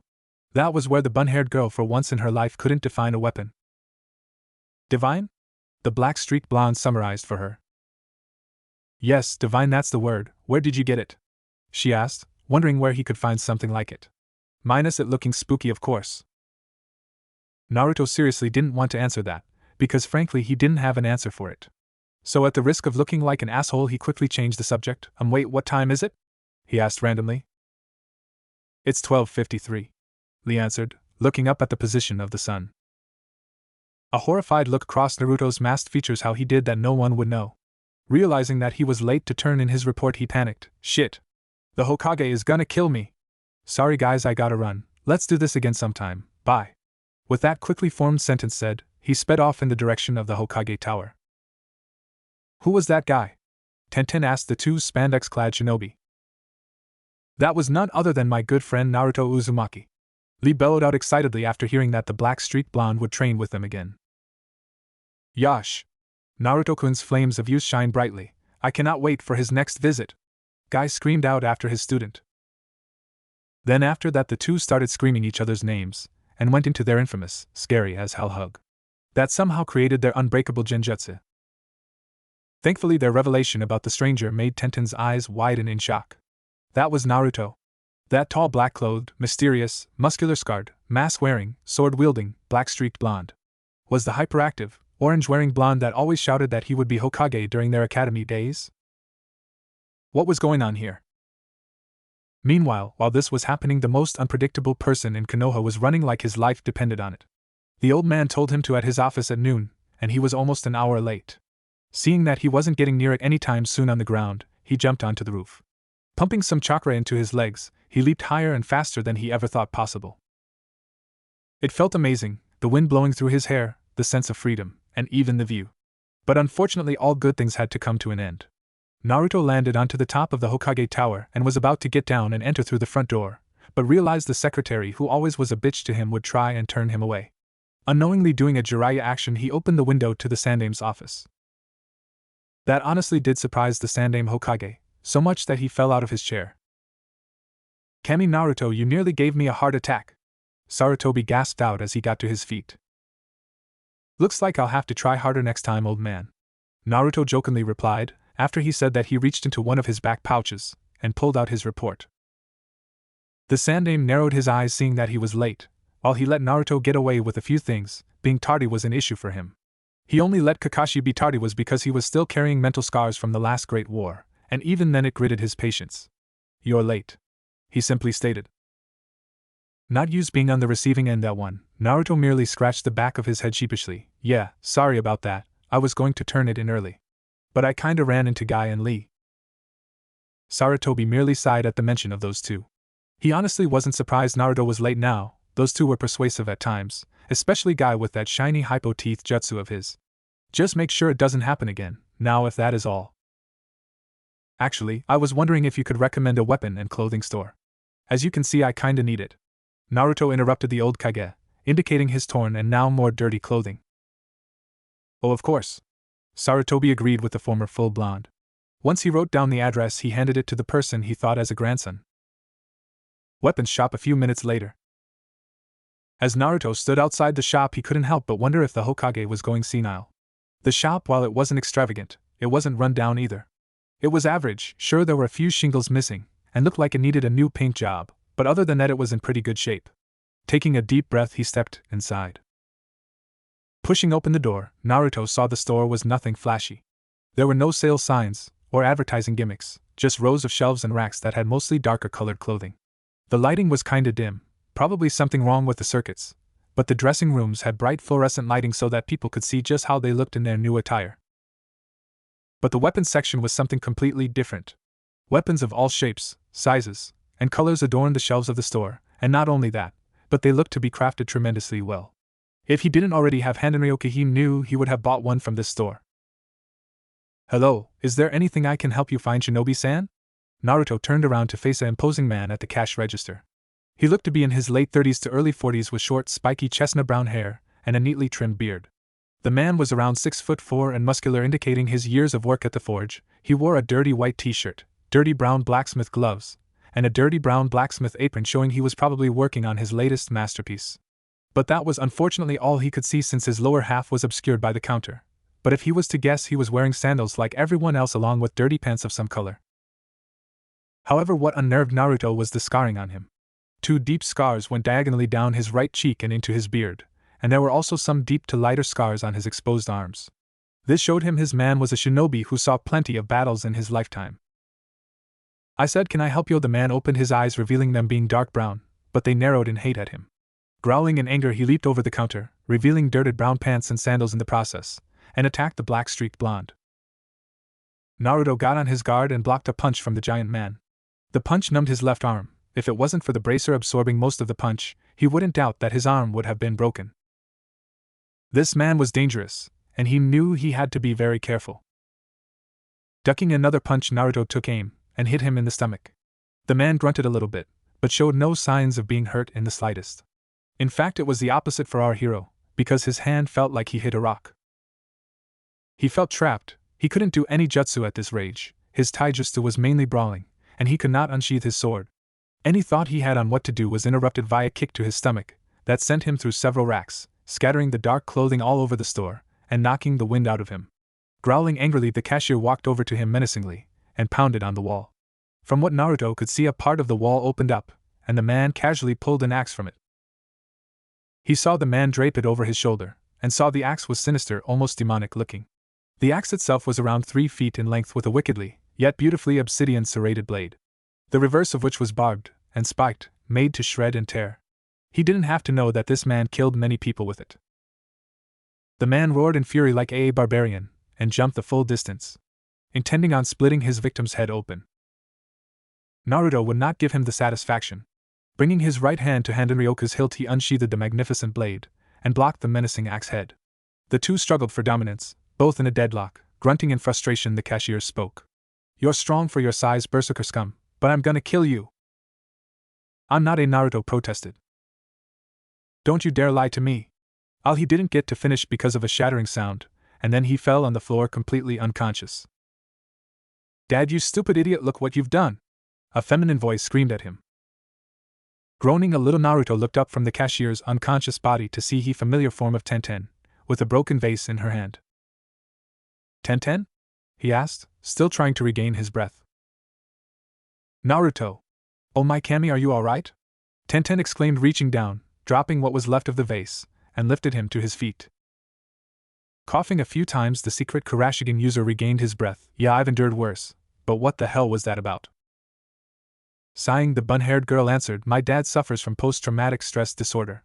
During the last war, he was nearly killed by a berserker he won, but was forced to retire because of his wounds. Since then, he has sudden war flashbacks from time to time. You were unfortunately the target because of..." Naruto knew what she was talking about. While the clothes were surprisingly comfy, they weren't exactly the best choice to wear in the village. "Tenten, what unyouthfulness has happened here?" Guy's familiar voice screamed out, causing the two conscious teens to groan. "It's nothing, Guy-sensei. Dad just had a nasty flashback after seeing Naruto's outfit," Tenten replied. "Which I'm gonna change out of," Naruto announced as he picked up a random set of clothing and went into the changing room. A few minutes later, the black-streaked blonde walked out, and immediately sweat dropped when he saw Tenten ordering the 3 males to work. She had a whip in her hands, lashing it at her dad, sensei, and teammate. He could only stare in disbelief as the shop was spick and span a minute later. Right then and there, he made a mental note to not piss Tenten off any time in the future. "Okay, dear, the store's cleaned up, and I locked Shiketsu, Bleeder, back up again. Now can you please put the scary whip away?" Tenten's dad begged as she kept making those accursed cracking sounds. "I will once you apologize to Naruto," she snapped back at him. "There's no need, I'm the one who set him off," Naruto said, trying to defuse the situation, which scared him dearly. "Never piss off a woman, folks, it never ends well." The 3 turned around and were stunned to see him in his new outfit. His new outfit consisted of a pair of black cargo pants with a black kunai holster strapped to his right thigh, and a black vest with several pouches for scrolls in the front of it. He was still wearing his black sandals and ankle bands. Underneath the vest, he wore steel fishnet chain mail armor that came around his biceps. Over his forearms, he still wore the shodaime tsuchikage knot that they knew who they once belonged to, black lightweight guards, with his clawed hands that were now covered by fingerless gloves with steel plates on the back them and around each knuckle. Around his waist was a black belt that now held his hitai as a belt buckle, and the 2 brown shuriken pouches attached to the back of his hips. Strapped to his left side was his beautifully made katana, however still on his face was that damned mask that still made Tenten's dad's blood boil. Hiroshi, calm down, Guy said, putting his hand on the man's shoulder. The man only sighed and visibly calmed himself. Kid, I'm sorry I attacked you, but I must ask that you please take that mask off. Naruto's eyes widened when he was asked that. Mentally he was panicking, wondering what he should do. Even with his improved mind he found no way to get out of this one. Go ahead, take it off, and if they ask just bullshit them on your mission, that sounds reasonable. And make sure to buy a half mask once you show them, Shinigami ordered, in almost a yawning voice. Now either the god of death overslept, or was a lazy bastard in general, Naruto would figure out later, though he expected it to be both. He only sighed in response and responded, Are you sure? It's not a pretty sight, he said to the four. Hiroshi only gave him a scowl indicating that it was his way or the highway. Sighing, he took off his mask, drawing horrified gasps out of them. His face was chiseled, which would normally make a girl blush, but his left side completely ruined it. He had a deep cut going across half of his face, along with one going horizontally down his left eye that ended above his jaw, and 5 deep cuts on his left cheek obscuring his whisker marks. Then there was a light line going across his forehead indicating that his juggernaut was sleeping, thankfully in his opinion, that made it look like another scar. Along with his coldish blue eyes he looked like a seasoned warrior. Holy shit, kid, what happened to you? Hiroshi questioned the scarred black-streaked blonde. It looks like you fought an entire army. He continued, indicating the other scars on his body. Naruto only scratched the back of his head. Well, I kinda did. You see, during my last mission I met some misfortune with some stone needs. And well, my former clothes, mask, and these scars are the result from it. Guy and Hiroshi visibly frowned hearing that. They fully knew Naruto's status as a Jinchuriki, and saw that any injuries that he suffered healed completely. But whatever happened to him must have been horrific to make him look like a Biki. Guy would have to speak with the Hokage about it later, while Hiroshi could only ponder since he was retired, and really couldn't do anything about it. Meanwhile, Lee and Tenten were horrified that a person only a year younger than them went through all that. They had a few close calls themselves, and experienced their first kill during a mission gone wrong, but what he went through was something they just couldn't comprehend. How many? Tenten asked in a slightly scared voice. 15, maybe 20, possibly more, it's all a blur really. Naruto answered her from what he wrote in his report. A pregnant silence filled the air, no one spoke in what seemed like hours. Clearing his throat, Naruto broke the silence. So how much? Slightly shaking out of his funk, Hiroshi spoke up. For 5 sets, plus a mask it comes up to 997 ryo and 50 ryo cents, he said, knowing that he would be needing one. Ouch, that was pricey. But Naruto picked out a black half mask that covered his face from the nose down, for more pairs of clothing, and pulled out his trusty wallet Gamachan. Before paying the man up front, he realized that he needed some new supplies. I also need some supplies, he said to Hiroshi, noticing he was limping a little. Getting behind the counter, Hiroshi brought up his walking stick, silently cursing at the long-dead berserker who shattered his right leg. He looked up at the black-streaked blonde. What do you need? Not missing a beat, he answered. I need a set of kunai knives, a dozen exploding and flashbang tags, 2 dozen makibishi, some soldier and blood pills, a sword cleaning kit, and a set of shuriken. Nodding, Hiroshi brought his hands under the counter and brought out his order. Naruto, however, furrowed his eyebrows seeing the shuriken. The 4-sided was okay, but the 8-sided had more speed and sides to damage a person with. Hiroshi saw that look and frowned, not liking that look at all. Is something wrong? Yes, it's the shurikens. I was wondering. He trailed off and reached into his right pouch behind him, and brought out one of the 8-sided shuriken, placing it on the counter. If you could make this. Tenten was absolutely stunned seeing a stone weapon up close, and Grimace seeing the look on her father's face. She knew anything involving Stone Country really got under his skin, whether it be their politics, shinobi, the war in general, and most importantly their weapons. She knew that he could attest to the damage they could inflict. After all, it was because of a few well-placed shuriken hits that her father had to walk with a limp now. Guy and Lee stood on the sidelines preparing themselves to restrain the man if necessary. You want me to forge stone tools? Hiroshi growled out, his eyes narrowing at the weapon. I know you hate Iwagakure. I honestly can relate to you. But don't blame the weapon for your misfortune. A weapon is as deadly as the user. As a weaponsmith, you've forged hundreds if not thousands of weapons for the shinobi of the leaf. He then looked at him, his slitted eyes boring into his soul. You, however, seem to have forgotten it's not the weapon who kills, but the person who uses it. With that said, he took 500 more ryo, believing that was the asking price, and placed it on the counter, quickly bagged all his items, placed his half mask over his face before his Hanya mask and left the store. No one did anything for several minutes. No one dared to say anything. Hell, they were afraid to breathe. Finally Hiroshi sighed and got to his feet. Looking at the shuriken for a few seconds, he picked it up and went to the forge. "Dad, you're actually going to do it?" Tenten gasped out in surprise. How could you blame her? Never in her life did she think her dad would ever forge anything created in stone, but Naruto somehow convinced him to do just that. Letting out a defeated sigh, Hiroshi turned to his daughter. That young man had the balls to say something that was so plainly obvious. Yet I've been too damn stubborn to listen. He then grumbled about stupid idiots, and something about kicking his own ass, before disappearing into the forge. Unknown to them, this event would forever change this shop. Not bad, Naruto, though I personally would have said something more memorable, but not bad. Shinigami commented his avatar. Meh, it doesn't matter what I said, I got what I wanted. Naruto replied before taking a breath. How the hell does Kakashi wear these things? They're almost impossible to breathe with them on. Years of practice is my guess. Kyubi shrugged, not really getting the one-eyed ninja's fashion sense. Whatever, the Kurashigan user replied. After minutes of aimless walking, Naruto pondered on what to do. His team had the week off, and he couldn't do any just training without drawing attention. Maybe he could bond with Sasuke. Nah, it was too soon. He was still getting used to the fact he was a Uchiha. Sakura was definitely out of the question. Kakashi, while he respected the man, he couldn't really communicate with him on any level. Maybe hanging with the other teams was something he could do. He honestly missed Shikamaru, Choji, and Kiba. Maybe they could hang out sometime during the week. Any other thoughts were literally slapped out of his head. What the hell was that for? He shouted at the fox in his head. Instead of thinking about your social life, you need to concentrate on your training. Kyubi roared at his vessel. Listen, just because you got your ass kicked by a cripple on an adrenaline rush. While I respect you for keeping your cool and defending yourself, you still need more practice. From what I could see, there were a dozen potential strategies in that fight. Now what you need to do is study strategy. Go to that fucking library and learn a thing or two. Shinigami imputed his opinion. But dash. I know your teammate's mom owned the library, but so does her sister. There's a 50-50 chance there. But for Pete's sake, you're a shinobi. Use that damn transformation jutsu to hide yourself if you have to. Use that fucking improved brain I gave you. Hearing that, Naruto mentally palmed himself. Of course. His chakra control was way better than it was before, so he could do that jutsu without any difficulty now. Smirking under his masks, he created a shadow clone to take his stuff back, and to provide extra protection for his place.